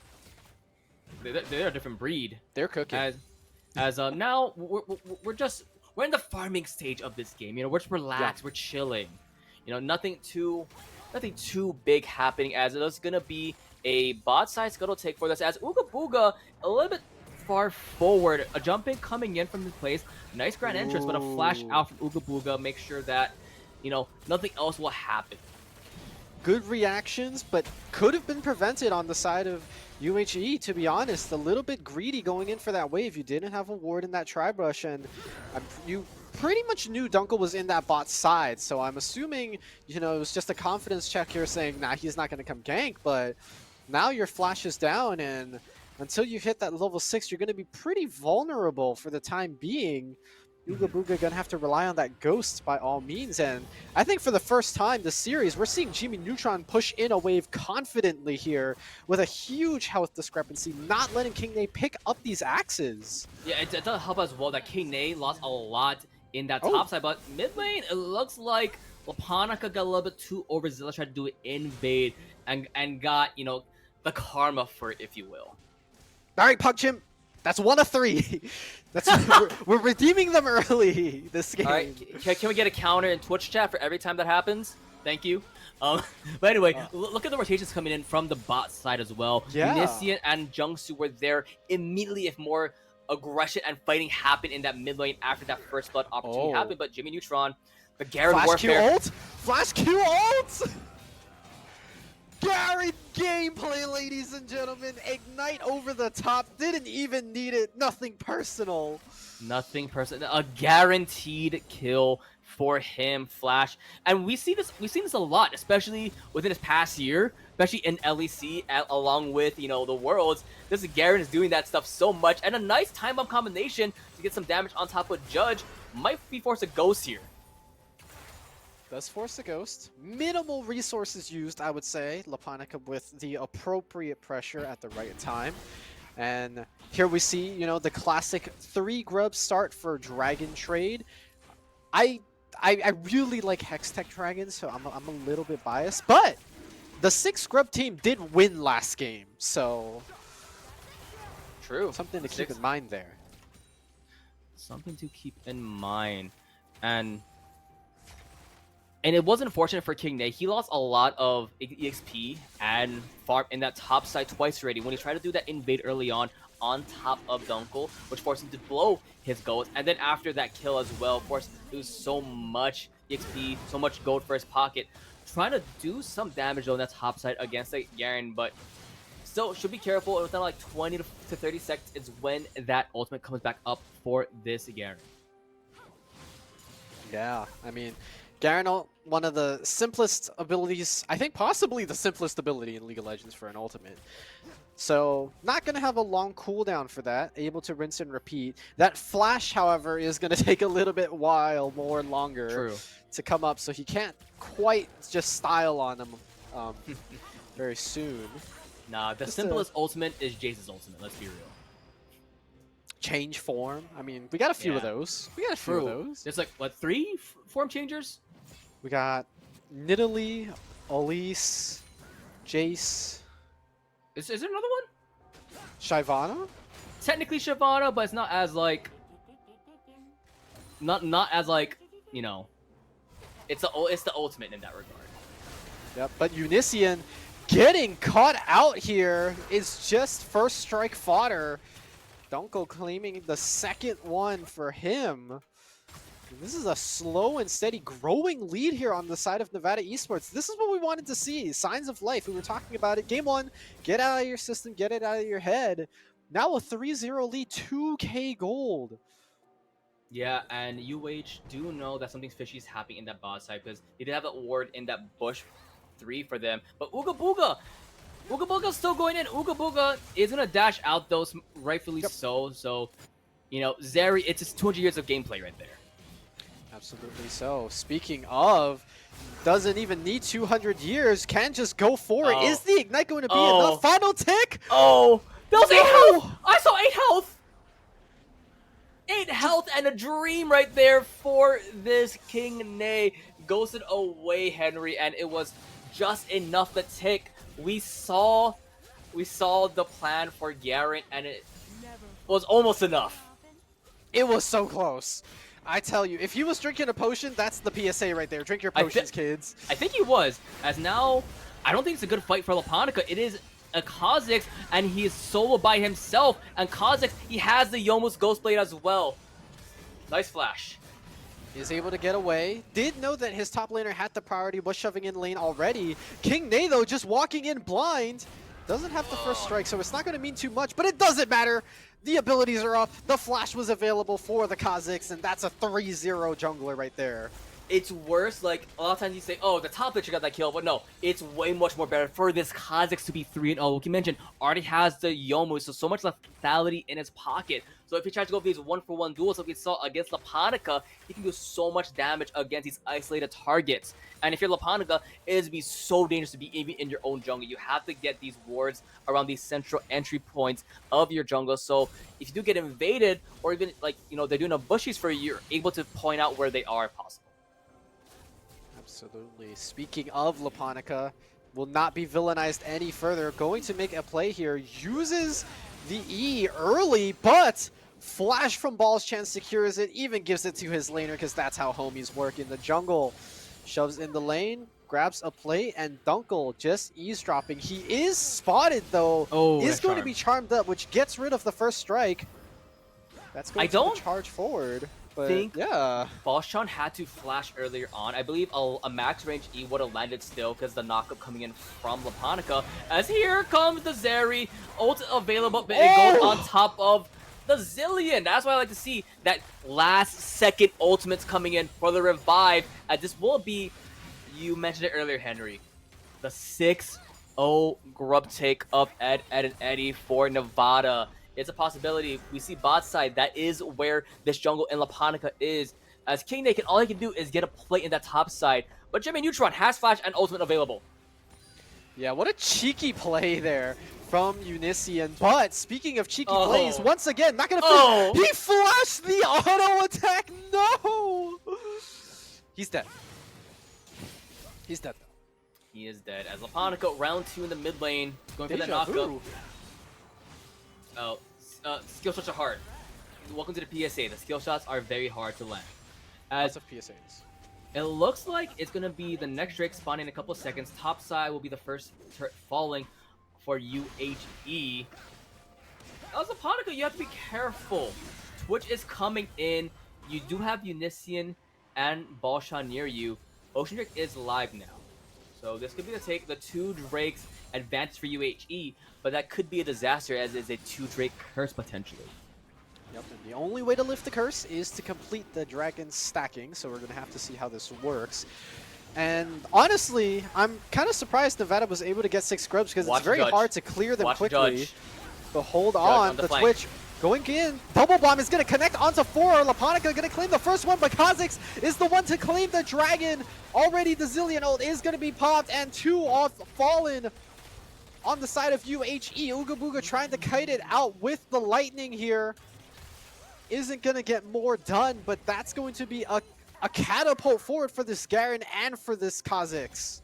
And for what it's worth, they did lose that dragon, but they were able to get 2 kills in exchange. While topside, the plate is coming to play from King Nay, getting 2 more plates and trying to get some more gold in his pocket. This is one of the key carries that has been for UHE throughout this entire season. So enabling him to get more gold in his pocket. Sure, you give up the dragon. Sure, you give up 2 kills, but it could have been a lot worse. It could have. And now, King Nay finding it difficult to even contest the Karma. I mean, Karma has Malignance and you don't even really have your first item, so it's kind of difficult. He bought a Cole a while back just so he can catch up a little bit in the gold department, but that's going to be a little bit of an investment, I will say, before that cashes out. And Boss Chan keeping Jimmy Neutron at bay, saying you will not get another plate from this tower. Oh, but Nisian in the vicinity is going to use the E to slow down the Garen. Not going to opt to double bomb. I think it's because he used the rewind. Yeah, I'm pretty sure he used rewind first, and then he sort of misclicked it. So he W'd, so it only gave him, it rewinded, you know, his E back up, but he didn't Q beforehand, so it didn't work out too well. It happens sometimes for Zillion players. If you're, you know, pressing buttons a little bit too quickly, you can do the wrong combination sometimes. Very true. As plates have now fallen, it is past the 14-minute mark. King Nay going to get run down. Dunkel looking to cash out a little bit more first strike, if possible here. We're going to have to see where that Undertow lands. Is going to proc Ghost, seeing if he can get anything done, but I mean, you walk in the alcove, you're just fish in a barrel. Yeah, Fish and Bar is one way to put it. Herald is now live as well for this squad. Ooga Booga getting more and more stacks. He had that static Shiv as well. Something to point out, but look to see what this Rakan will do. Has the quickness, has the great entry, but a nice double time bomb coming in. But Laponica, nice knockback. Not in the best of positions, but has the bail out of jail card. Is going to have to use the Zillion ult there to help out. Now Ooga Booga's not going to have that. Might have to play a little bit safer as a response. But I mean, getting your homie out of there, I think is going to be worth. Respect. And if you are Jimmy, you have to be careful, or not Jimmy, sorry, Balshan, because there is the silence, there is the ignite, there is the ult for Jimmy Neutron. So that can be potential 1 versus 1 in the bot side. The flash silence is a possibility on top of Balshan. I'm not sure if Unisina was spotted out of the bush. Oh. There's going to be the slow double bomb. Actually not going to connect. A little bit too far forward for that second one, and that's going to call it there. But Zeri is going to be roaming down. This turret is not as healthy as you think. Unician trying to pop some bombs first, but maybe he's going to be the one that goes down. And now Jimmy, not in the brightest of places, is going to preemptively flash and is not going to give away a kill in response. Flash for kill onto the support. I would say in favor of Nevada there. Yeah, definitely in favor of Nevada, you know, getting that Zillion, and it just shows the power of Garen. The silence from his Q is so strong, especially on these targets that are so heavy on using your abilities, like the Zillion, like this Zeri, like this Ari. If you have the silence top of them, they're pretty much useless, and they're just waiting for the silence to come off, or they're just dead. I think BDS Adam was cooking. A little too early, of course, but was cooking. Judge Odin gonna get double bombed, but maybe he's just playing bait as Dunkel getting a little bit more cash just for engaging. Garen's gonna clear out that bot turret, and now the peripherals, the lanes, are a little bit less for UH Esports to be able to walk out and ward. The cannon. That could be scary because Dragon's gonna come up soon. I want to see if Balshan got that cannon there, but I'm not sure anymore because we went away sadly. But top side, Karma versus King Nay. Malignance, enough said. Yep. Malignance, Kassadin, Corki, Karma, Swain. Oh I have not even seen Malignance, Kassadin yet. I don't want to see that. Actually, now that I think of it, I do not want to see that at all. I'd be in PTS, dude. Kassadin had just been. I hate that champion sometimes. But here we go. Drake started up. It is Mountain Rift. Ooh. Mountain Soul potentially as no engage on top of this Zeri just yet. Some nice heal coming out on top of King Nay. They're giving that Dragon, but this might be a dive on the top side. On top of Ninetales, Laponica, Unician, and King Nay coming in. He missed the initial ult Q, which means, you know, he's now going to just get jumped on. CC Immune was the story of Game 1. It's going to come back here for a sequel as it takes down Ninetales. But hold on, over in that mid lane, they're trying to engage on Ooga Booga. They complete the kill. Spirit Rush going to have to be used by Balschan just to live. 1-for-1 trade overall on the map. Mid laner for 80 carry, but Ooga Booga, precious cargo here to be losing. I believe he had a bounty too. Yeah, he did. I believe like a 150 or 200 bounty. I'm not 100% too sure, but it's still a small enough a bounty just because of his farm. 30 CS over his laner opponent. You know, Ooga Booga does a really good job of farming overall in this game. Either getting on the sides, in the mid lane, in the enemy jungle. So overall, doing a good job. As this tower should fall to the one last minion auto. Wow. There it is. Calculated. MVP. Calculated. MVP right there. Yep. Yeah, UHG minion. Give him a jersey, sign him. Give him a scholarship or something. I don't know. Maybe. Maybe. The minion scholarship. The minion scholarship. Who's the best minion in UH? What would be the description for that one? That would be interesting. Yeah, 19 minutes in. I would say this game state is a lot calmer than game number 1. I mean, game number 1 was kind of just snowball. There's like 20 kills by now in game Avalanche. Yeah. So now, a lot more in favor of Nevada Esports Blue. You see the top side overall for Garen and this, you know, Kha'Zix, 8, 0, and 5 together as a unit. They've been involved in pretty much almost all the kills together. And now they're probably going to get even more, as now King Nate knocked up, blows the Oh. flash, will survive. So King Nate, not having to, be a deceased king just yet, but still, time and time again, this trio of Jimmy Neutron, Dunkel, and Jungsu getting so much work in the enemy side of the map. And now, it looks like United wants to, have a party, but you have to be careful. We've seen time and time again with this Garen, one silence from his decisive strike, and that's pretty much a dead squishy target. And I just want to point out that previous engage that they just did onto the Olaf there. King Nate didn't have to burn Flash. And this is, hindsight's 2020, but I think the Flash could have been saved if that Ragnarok went off before the Rakan got that knockup, because you can't cleanse a knockup once it happens. He was in the air for that brief moment while his Ragnarok was channeling, he had it going, but he pressed it after the knockup, which delayed a little bit. Could have meant the difference between Flash and not. Unician holding that ultimate though. Is it gonna fall? Is just gonna have to back up here. Is Judge Odin gonna proc the spray and pray? There it is! There is, but a nice ward from, I believe that was Jungsu's ward in the enemy jungle. Spotted out Unician, rotating, trying to, set up a cheeky play in the mid lane. And with, the sweepers is able to pinpoint where he is and a nice grand entrance. And just smart plays overall. Nice vision from this side so far. As Zeri using the ultimate. Now there's a fight happening. Used engage from the Rakan, but it's not going to charm up the important people here. Crescent Guard keeping Laponica alive for so damn long. Shutdowns going over. Ballshan claims the one on the Garen. The Kha'Zix is not going to be found, and that is the retaliatory and Baron's getting started. UHE have been waiting for. They're going to do the Baron. All right, we mentioned the two Dragon Curse. Another iconic thing for this UH squad is the 20-minute Baron calls. It's 21 minutes. It's okay. 21 minutes. It's a minute after. But still, a very aggressive Baron spot. They got spotted by that ward, though. So now Dunkel has opportunity, has a smite, has a flash, has an ult, but it's not close enough. And this should be a freebie. But Dunkel wants to stop the backs. They're trying to corral, see if they can cancel any tempo here. But I mean, the deed is done. They got two crucial picks.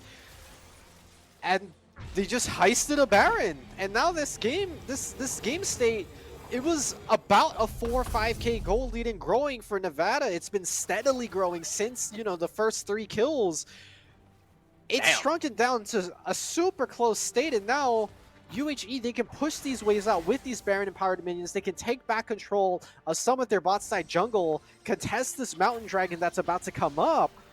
I mean, this was just a huge swing of force, and yeah. Now with Dragon spawning, it's Hanukkah going in. A nice quickness though. Lands on 2. The knock of the Grand Edges is spray and pray time. Judge Odin, he's devouring the backside of UHE Henry. But King Nate though. King Nate's alive. They completely forgot about the reason that they lost game number 1, and they left that to boot here. They are going to be able to take down the bot lane of UHE immediately. Garen was split pushing on the side, so that is going to be a neutral gain here on the side of Nevada. Is it going to be an inhibitor clear? I don't think you can do it in time. King Nate has been scaling. He's here for his revenge arc. Watch the undertow. It's not far enough to get on top of Garen now, but Zillion is coming. He had the speed boost, has Shirelia's, but he doesn't want the smoke just yet, as now is going to be a sole point advantage for Nevada Esports Blue. This is their opportunity to do something. With 5 minutes left on that timer for the Dragon, 4 minutes left is now a slowing down point. You want to try to get more farm up, so when the next big neutral objective fight happens, what's it waiting to see who does win that, Nevada or UHE? Because that could be the game-winning moment for Nevada if they have a good push in that top side of the map prior to that. Absolutely so, and Nevada showing right after that Baron take, fool us once, shame on you, fool us twice, shame on me. So they didn't let that second play snowball into anything. They were able to retaliate quite quickly. Jongsu very happy he clicked the button 4 right there. But I don't think Hanukkah was thinking about engaging there. Of course, not much vision in that part of the map. And Garen continuing the split push journey here. Same with King Nay. Same with King Nay. With Baron. With Baron, of course. Yep. So faster recall as well, so getting back to the base. Loki mentioned, no point of attention just yet for either squad. They're just focused on getting some vision, getting some pilot in the jungle, getting some farm up in their pocket. Especially looking at the map state right now, you look at the vision from Nevada, it's very aggressive in the top side of the map, inside the jungle, but UHE doing a good job of trying to scout out what the vision is, making sure they're able to get some good prio around this Baron, while for UHE, they're getting some more prio around this bot side of the map.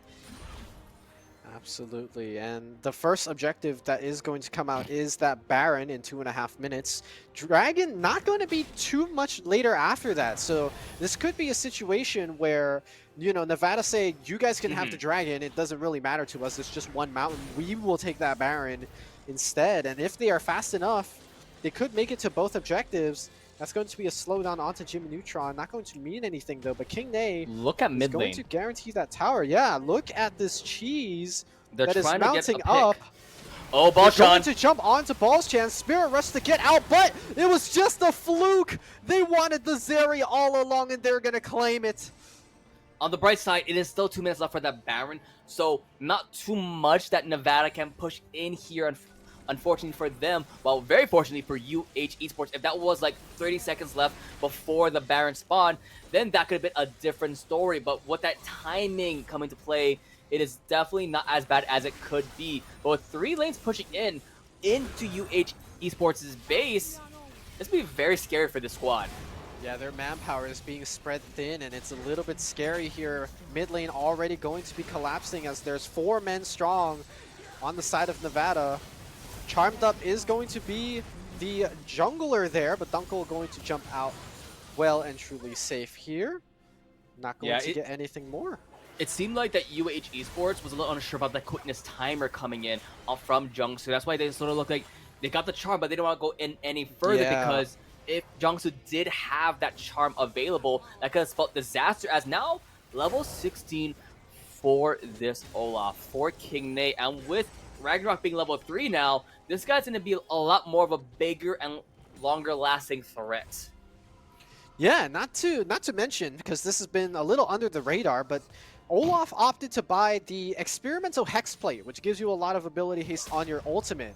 And in the case of an extended fight, like maybe the both top laners are fighting somewhere and then they join up for a fight, it could be very possible that King Nay ults twice within a sequence of events, and that's something disgusting. Yeah, that's something that not a lot of people they consider, because it's not something that happens very commonly. It's only you know, with Nocturne or whoever you really think about with those very meaningful ults. But King Nay has been doing a lot more when in that Ragnarok status, and being able to trigger a fight and make it last long enough to proc twice is definitely not something Nevada want to deal with. But I like this from Nevada, though. Make sure they're not starting the Baron just yet, but the quickness, the flash coming into play from Laponica, making sure that nothing else can happen, because if the quickness and Grand Entrance did go on top of him, that could have been both Dragon and Baron going over to Nevada Blue. But now, you be careful, though. Potentially, with the map heavily in favor of Nevada, UH is on the back end here. You see the vision around the Baron. Sort of a mixed feeling, but definitely more in favor of Nevada. But this should be the Mountain Soul point going over to Nevada Blue. And UH can't even do the Baron because of the threat of that Garen.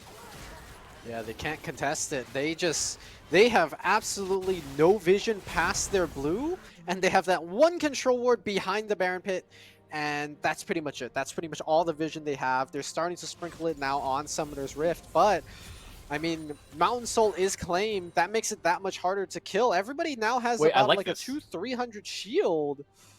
They're not doing the Baron because they know that no matter what, it's just so good for them that they don't have to force it. With the Karmuma speed, this could be a bad play from them. Yeah, they're trying to flash to get into a good position, but look at the health bars already so low. Quickness claims so many. Zillion ult going to be used on himself instead of on a crucial team member, and just absolutely routed is UH Esports. They're going to get Not clean ace though, as King Nate is going to take down his opposite member. I don't know if it's going to be enough. It's 1v4. It's Olaf versus the world. Viking versus Nevada. Who's going to win here? First Nexus Tower falls on the side of UH Esports. Second one under siege. King Nate trying to go in, is going to get knocked up. Is not going to get taken down quite yet. There it is. No and way. we now have a series on our hands. The first game lost from UH Esports, and it comes to the 4th seed coming into this playoffs, Nevada Esports Blue. And now Henry, like you mentioned, it's a series. Game number 3, the ironic latent curse coming into play.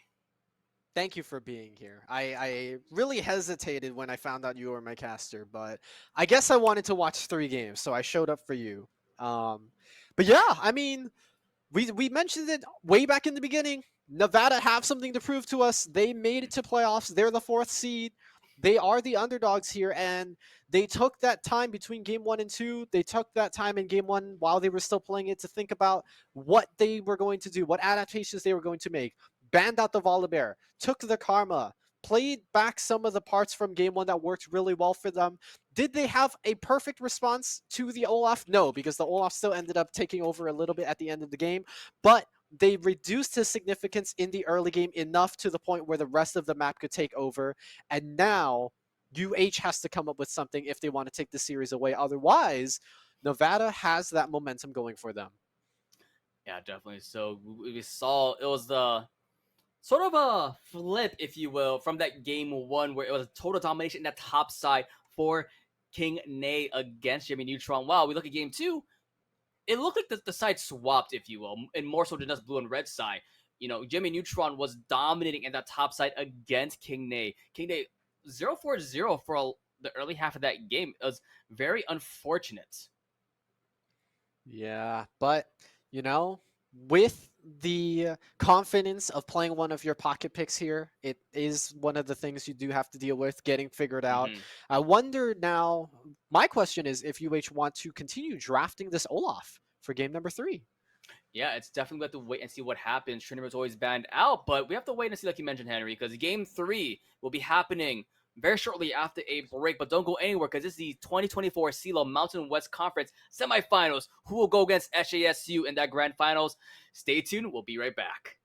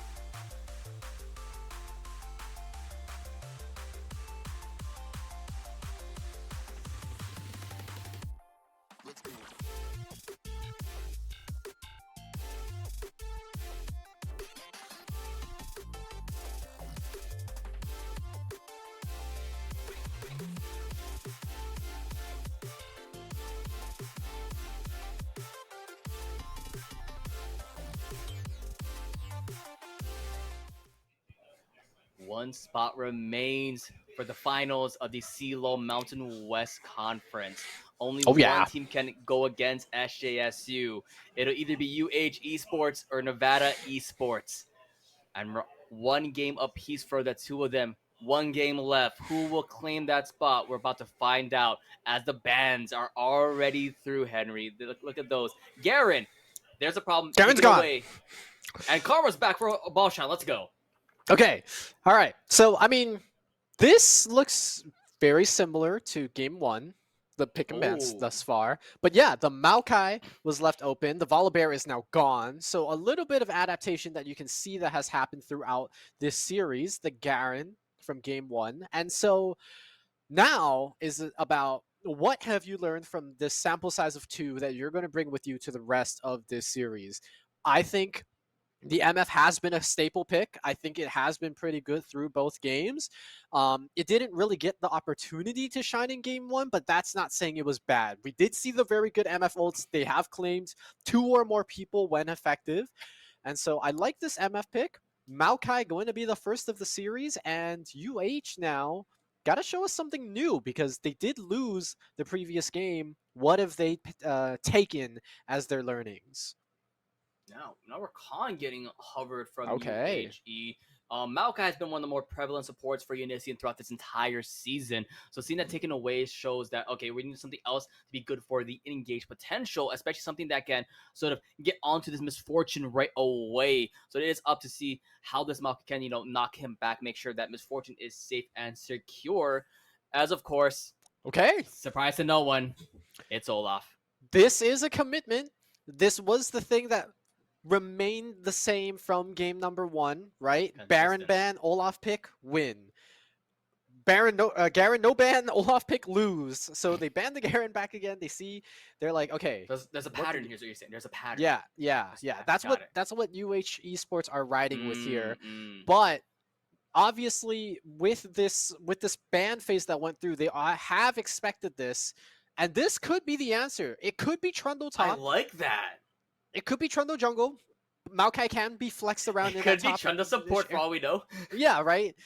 Hey, I mean, Trundle support into the MF ult, the pillar is not bad. The Yep, slow with the is slow, very strong. but probably top or jungle though is Yes, probably the way. But Zeri taken away, that was a very good part of the UHE competition last game. A lot of I good think so too. potential moments from Uga Buga with that Zeri was causing a lot of damage to this Nevada esports squad. So taking that away from him, we'll probably see Aphelios banned out as well to take away more of this carry threat of Uga Booga. And they don't want to see the Talia again. Talia was really good in that first game because they're so unsure of where the Trundle is going for Right. UH.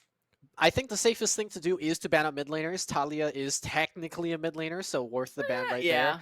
Trundle, Maokai not going mid by any means, and so they are going to target the ADCs. I was going to say Aphelios is a good ban. Xayah, although not Uga Booga's playstyle, might be something worth it here too, because if you get Nature's Grasp, if you get Twisted Advanced, right, you're pretty much dead. You're going to get popped, you can't move.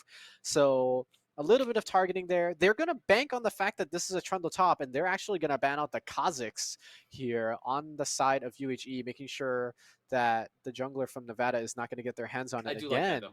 I like I that do though. I do think that is a good choice. The flexibility of Nevada's comp does allow that to happen. We were talking And about the Malignance champions. Oh my goodness gracious. oh my god. So that's Karma Corky. What year is this? Fun. What season is this? We always see the champion. Let's be real. If a zero was not disabled, we probably see the champion as well. So Thank fun. God it's disabled. Thank God it's disabled. But yeah, now we still don't know where that Trundle is going, technically speaking. Xayah hovered and There it locked in. is. That's not. I thought it was expecting more of an Aphelios pick for, or even Kaisa from Uga Booga, but instead we're getting the Xayah, which very surprised me. And now the Laponica, he's flexing his ocean right now. He can go things like the Lily, like I mentioned, the Ivern, the Belvet as well, something that we've seen several times throughout this Ooh. season. Okay. Vi is a good one. It pairs really well with the Olaf, but instead Belveth will be the pick and lock in for the squad. So Belveth is gonna be the pick. So a very aggressive jungle top lane duo. I think I don't know. Last pick here could be something very, very useful for the team fight. Could be something like a Rel, but I don't think Nevada's jungler plays to that style. I think we're just gonna get another carry. I don't expect to see any sort of utility like that. Um, gonna have us wait until the very last second, and I'll be damned. Wow. All right, all right, all right. Okay. We got the we got the Poppy in the jungle, which I actually do like. I do like that pick. It works Yes, super well. counters a lot. Counters the Rakan and the Belveth, who are pretty much some of the main threats to get onto your back line. That's Of not the course. Olaf. Yeah. So, stopping the Inisi and Belveth engage is really smart from them. And of course, it is going to be that Trundle in that top lane. So Expected. Trundle versus Olaf, which what the ulti could play from Trundle. That's a really smart decision making from Nevada Esports. Absolutely. And most people don't really know this, but Olaf's ultimate gives you bonus resistances. Mm-hmm. It's kind of why you're a little bit tankier. Trundle can just eat that.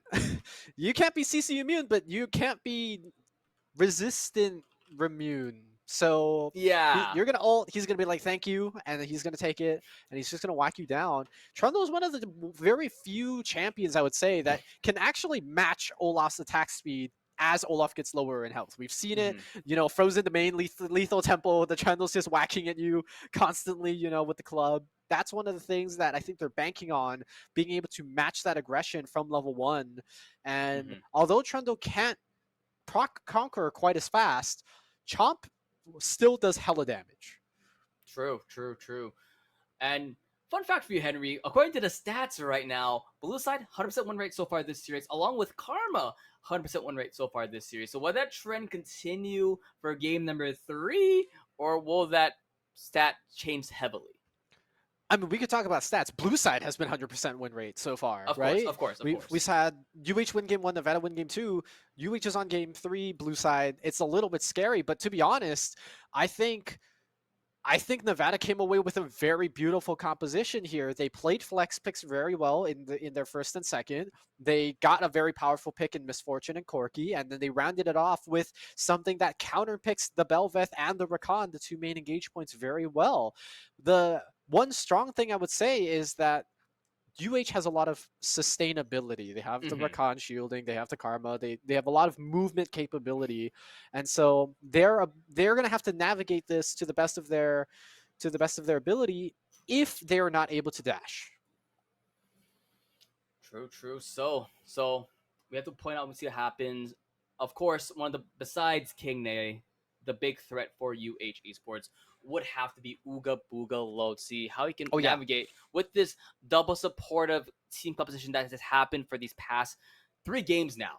We've seen Karma along with another very supportive, support with him with the Lulu, Zillion, and now the Rakan. Even though it's an engaged support, Rakan is one of the more supportive engaged supports, if you will. Yep. If Very that makes sense. Warden-esque, I would say. Yes. Yes. Yes. Absolutely. Yeah. And damage type profiling, I would say pretty even. Malignance for both of them, I guess, in the mid lane, and then just a bunch of AD all around. Very, very strong, very, very powerful. I would actually not be surprised. I know Frozen Heart got nerfed, but still very prevalent. Wouldn't be surprised to see if one of the top laners decides to pick it up, because again, you are fighting a rapid fire autoer on both sides. Yeah, I remember last game we did see Jinzhao Laponica build Frozen Heart on last game, and you saw several Yeah. times doing a decent job of especially against Twitch last game, who was a big threat Hmm. for uh, Nevada Esports, and now with the Zaya, not Zaya, you also see the opposite side. Um, you want to see how you can counteract that with this misfortune, as now we're going to be into game. You still see our touch on the screen, but slowly we'll be there, guys. Don't worry. We're there, bro. We're Yeah, we're we're all you watching. gotta do is just move our those two little squares right there. You just put us there. Just put us there, Whoosh. and then we'll be It's, it's, good. it's, like, it's like a watch party now, and instead of that, you're just seeing our face at the same True, time. true. We're a podcast now. We're a podcast. We're going into game though. A sort of a cheeky start from UH Esports, trying to see if they can get an early kill on top of Nevada Esports top laner. Jimmy Neutron. Not spot out just yet. And this should be it. Jimmy You're going to see him now. Neutron. Is it going to be the flash? Not going to be the flash invested, and so that's going to be a guaranteed kill. First blood to the 80 carry of all people. Wait, why did he ghost? Man is clinically insane. All right. Yeah. No, I can He agree with doesn't that. need it. No, you don't understand. Last night we're playing flex. It was 4 of us and he was behind. We were about to slay the first blood. He flashed ghost to try to get the kill. He still didn't get an assist. I'm like, Wow. you're Wow. freaking crazy. Wow. And then like a minute later, I think we got dope bot lane.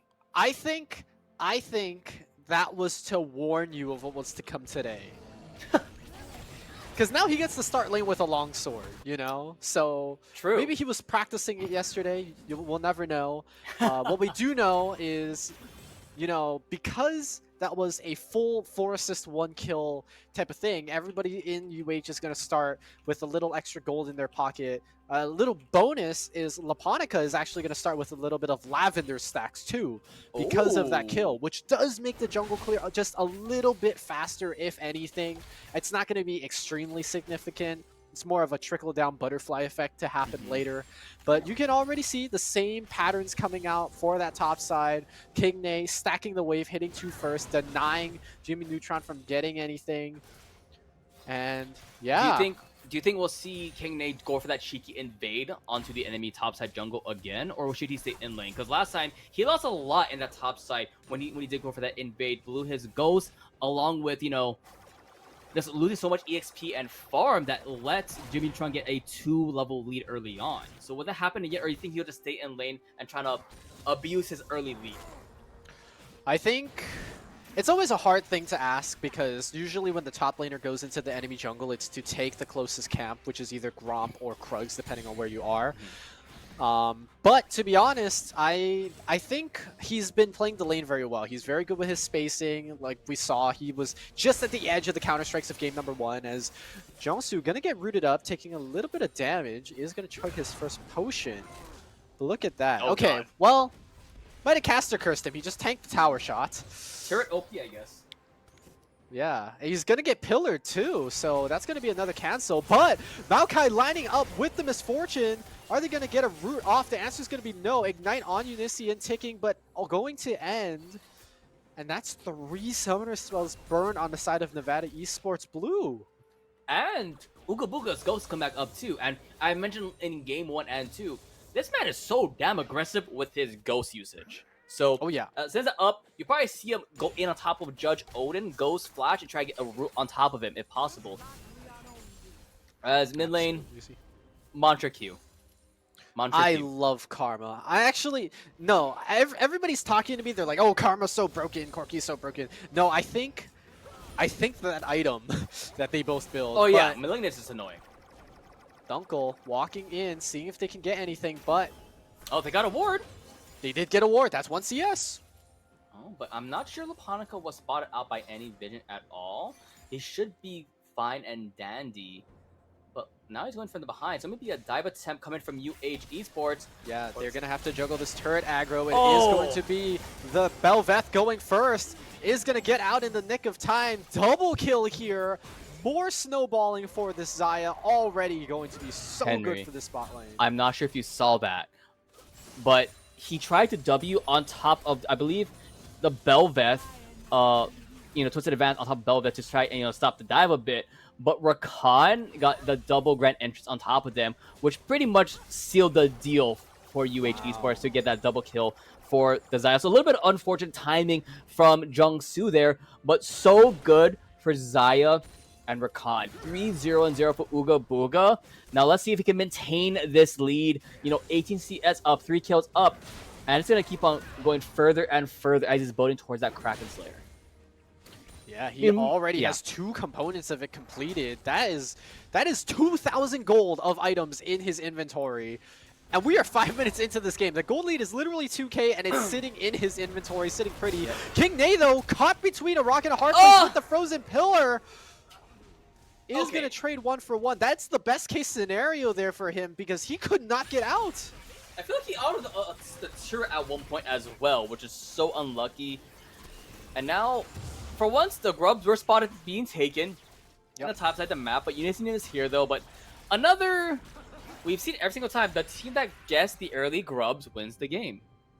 Yeah, and something that a lot of people aren't considering about the grubs is they are counted as separate jungle epic monsters, even though they're Oh! as one camp. So what I mean by that is Belveth gets 2 stacks of lavender from each one instead of just from the entire camp. Senna gets 2 stacks of souls instead of just 2 from the whole camp. Stuff like that, which is why these champions are being utilized so well with the grubs. But while I say that, a little bit glitching for Jimmy Neutron. That's kind of how the subjugate works, but his glitching is coming to an end with that jungle gank. And if we could just look at how many stacks Laponica has right now, I would say it's think it was close at to 20. somewhere like, yeah, 20.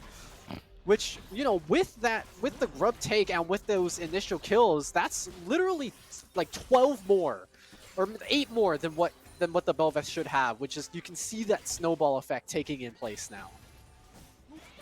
Nice, nice. And I'll be honest for a second, because of the jungle item, I thought he had an Archangel's staff, and I'm like, what now? Oh. I was tripping out. I'm like, Poppy 2. Oh god, no, no. But by the way, like you mentioned, very nice lead for Laponica. You know, he tried to do some early invade early on with it, I believe, after he did a 3 camp top side, but now he just focused on farming and focusing on that top side of the map as well. As we mentioned, Booga Booga and Unison are a duo that can pretty much be fine by themselves, but if you want to make sure that King Nate is good in that top side matchup, because if Olaf is able to snowball early on with the assistance from his jungler, it just enables him to just do game 1 things. Yeah, we kind of saw it last game. King Nate bought a cull to kind of invest a little bit of money to get back into this game a little bit better. This time he's buying the cull on the offense. He's saying, I'm going to hit my item spike very crazily. They're going to transport Jiangsu all the way back here. That's going to be the flash already invested. Keeper's verdict to make sure nobody jumps in. Man, if that was old Ooga Booga, he'd flash in for that Maokai, 100%. He changed. We say that, but he ghosted for first blood. You right. Never mind. You are correct. But now Dragon being taken by UH Esports, it is gonna be the Ocean Drake. So no, I believe every single time we've seen Ocean Dragon be the first one on the board for these past 3 games. Yeah, this is a little sign for the solo queuers to start blaming your jungler if this ever happens. First 3 grubs and first dragon going to the same side typically means your jungler is a little bit behind on tempo or is prioritizing camps over neutral objectives. I like to call it as the jungle diff when that happens, but maybe Dunkel's cooking a little bit, you know? He's trying to hit that farm, maybe he's going for his first item, and it's going to be a big spike. We're going to have to see where that is coming out from now, but Kraken Slayer just bought shy of 9 minutes for Ooga Booga. No, he's fine. The minion wave's here, but Jiangsu's also there. It's a little bit unfortunate, but Jiangsu should not be in range. No flash as well, has the Hex Flash, but not enough channel time to get on top of this Karma. Absolutely right, and Jimmy Neutron going for that cheese pillar again, trying to sandwich him between the rock and the pillar so he can't actually walk out that way. It's a very deceptive kind of thing you can do with the new terrain changes on the top side, and also towards the bottom a little bit, near that tri-rock area. But yeah, I mean, other than that, lots of little skirmishes everywhere, but no real full commitment unless the junglers are coming into play. We saw a 3-man attempt in that mid lane earlier, but Balschan was playing very conservatively, very behind in the lane to make sure that nothing cheesy was happening. And speaking of jungle interference, here comes Laponica. Dunkel coming in just a little bit late, just gonna escort the Belveth out, which means King Nate has solo time, slams them against the wall. That does guarantee an exit for the Poppy. But a nice rotation coming from Rakan from Unison. I look at Jiangsu is also there, but both of these supports only level 5. Undertow does hit him. I don't think you dive this. You do not get. You just get to play and back away, I believe. Maokai coming in, trying to see if they can capitalize on a mana-less Olaf, but keep in mind, he is an auto-attack-based champion. You cannot just walk up to him like that. They are going to call it off before any casualties happen. I think Jiangsu learned his lesson. The whole gang is here, Henry. you see Ninetales there, you see Jimmy Neutron finally back, and now it's gonna be another Grub take for Grubs. Ed is taking double D's, Watstia taken soon, and then there goes Eddie. Yep. One of the things that the League did do correctly is that Belveth doesn't get 3 charges of the ultimate, only just gets the first Grub charge. Thank God.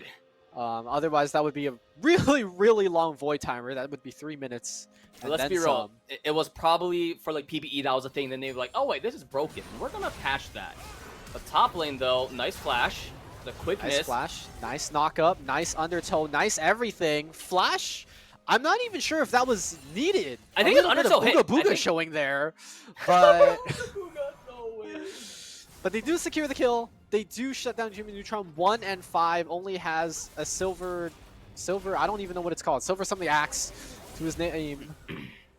Plated steel caps, and that's about it. But not preventing too much damage there. As Nature's Grasp looking for a bot dive. They are going to finish up, but there is the Feathers Fly coming out for Ooga Booga. They already are going to secure one. The double tap is going to secure the kill onto the Xayah shutdown, finally going in favor of Judge Odin OP, which I agree.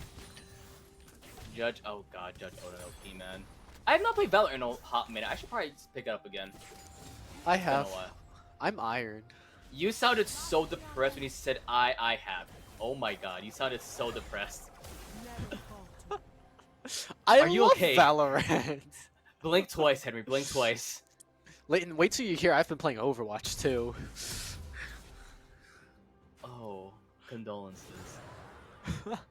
Let's go back to the best game, League of Legends. Yeah, as you see. Oh yeah. Right. Of course. The game that's based off of Teamfight Tactics, of course. Oh yeah, League of Legends. Okay, yeah. Let's talk about this game. 8-3, the scoreline right now. You would think the Gold League would be more given it's 8-3, but it's only 3K, which is not that bad. Okay, if possible, could we see the individual gold for the teams? Look at that. Yeah, look at that. It's not that much of a gold lead. We were talking about, oh my god, Ooga Booga has 3 kills. He's going to take over the game. He got Kraken Slayer at 9 minutes. He's only up 500 gold. Yeah, only up. But Laponica taking some damage from this Poppy. Is that the standard Poppy build? I haven't played Poppy in a hot minute, so I'm not sure if that's a Poppy build. Is that the Poppy build? I think this is Sundered Sky. Yeah, is that the thing nowadays? They go Sundered for Poppy, which it makes sense. It makes sense. Yeah, because the Buckler auto counts. Okay. Right. Damn. That's why we see people with like Camille, Jax, you know, people that have that empowered single auto attack. They do build Sundered Sky pretty often. But let's be real. Camille's more of a support now than a top laner. I've seen many. I've actually seen many. I've seen so many Camille supports recently that I'm like, is this no longer a top laner? Am I tripping? Yeah.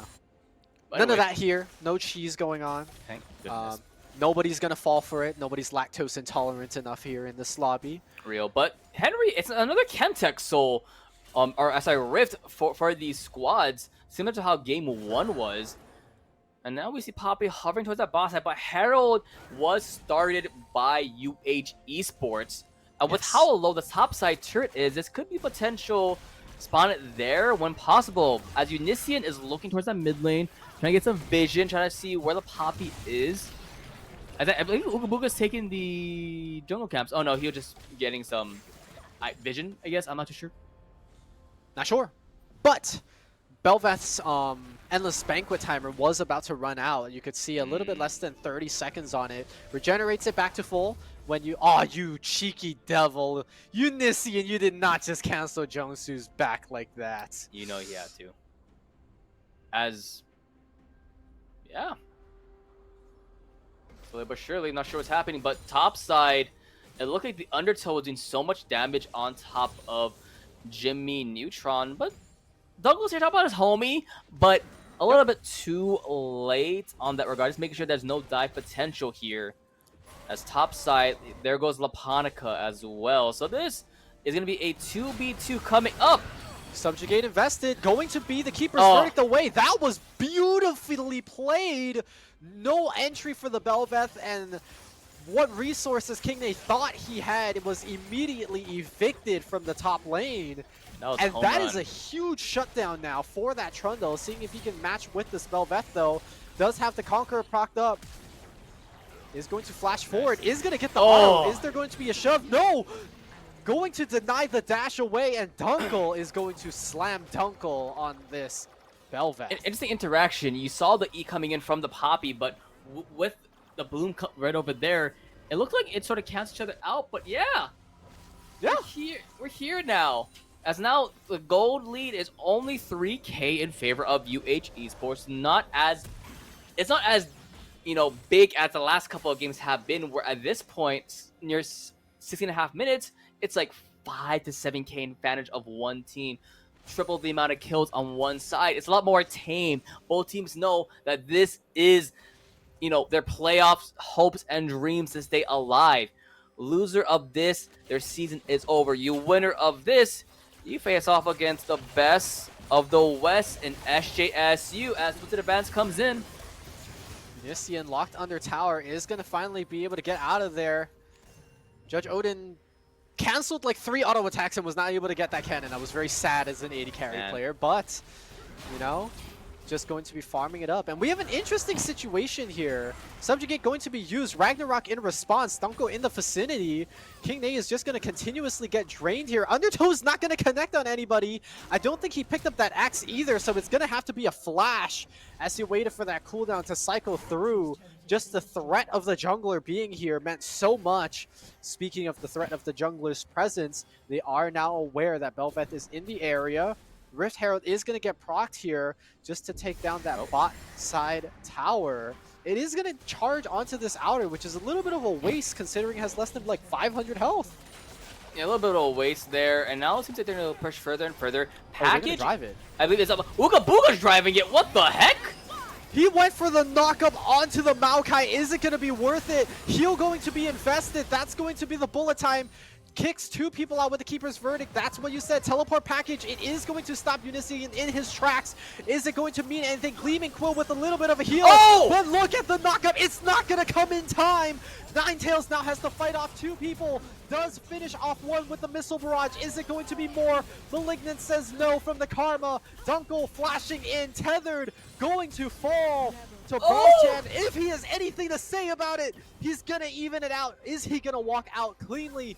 Answer is going to be yes. That fight sucked from both sides, I'll be honest.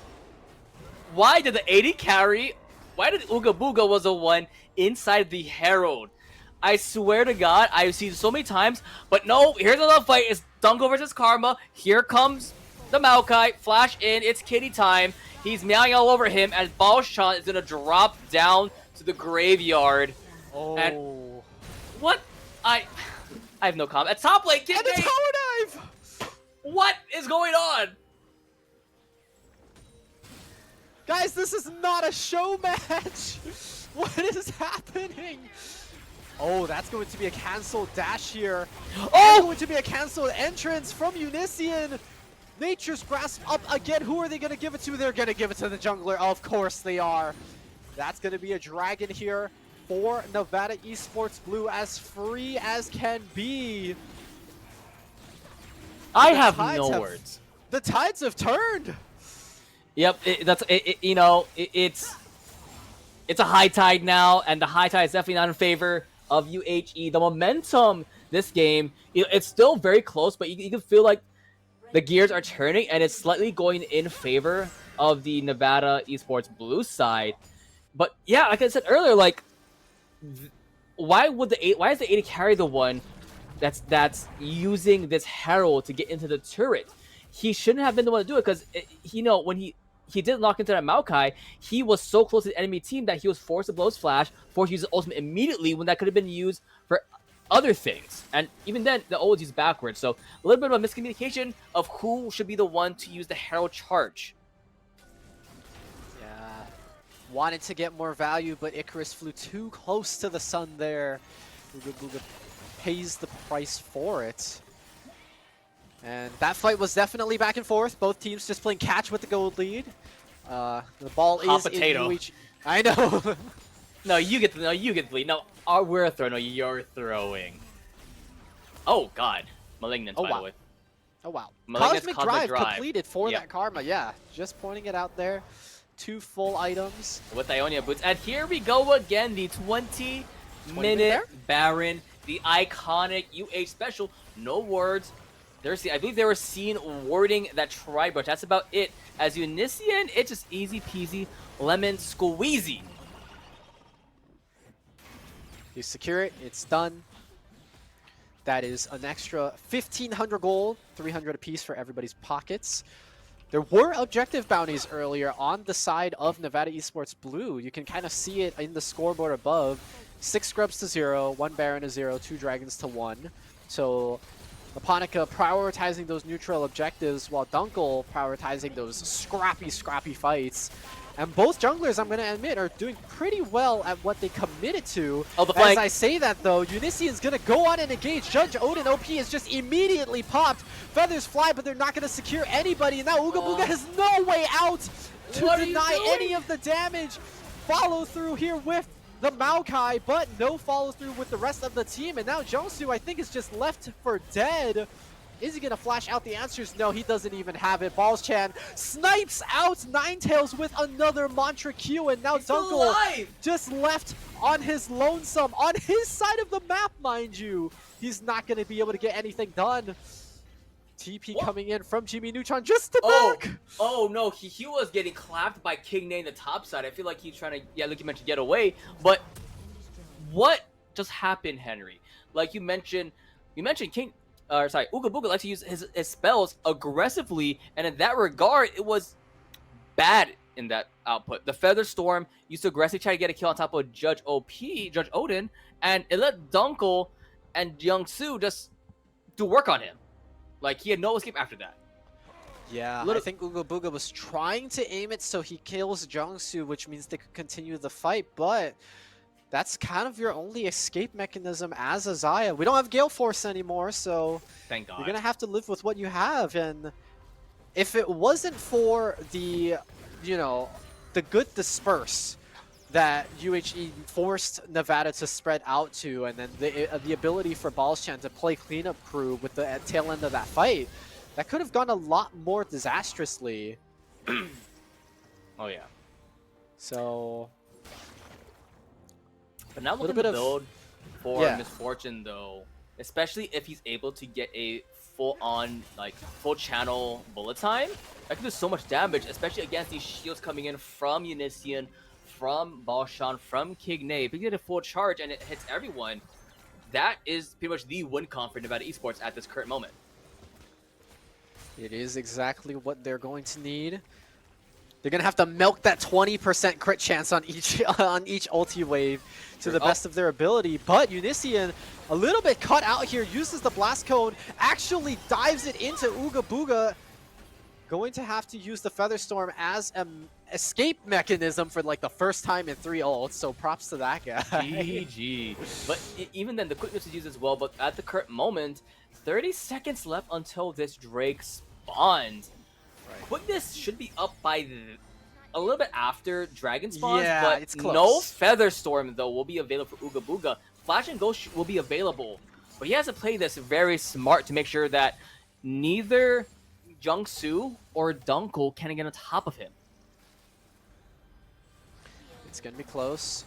Both teams have... Well, Corki has the teleport, so he could choose to push a side lane if he would like, but he has a package, so his ideal situation here would be to try to split up the team and just get a pick before the fight even begins.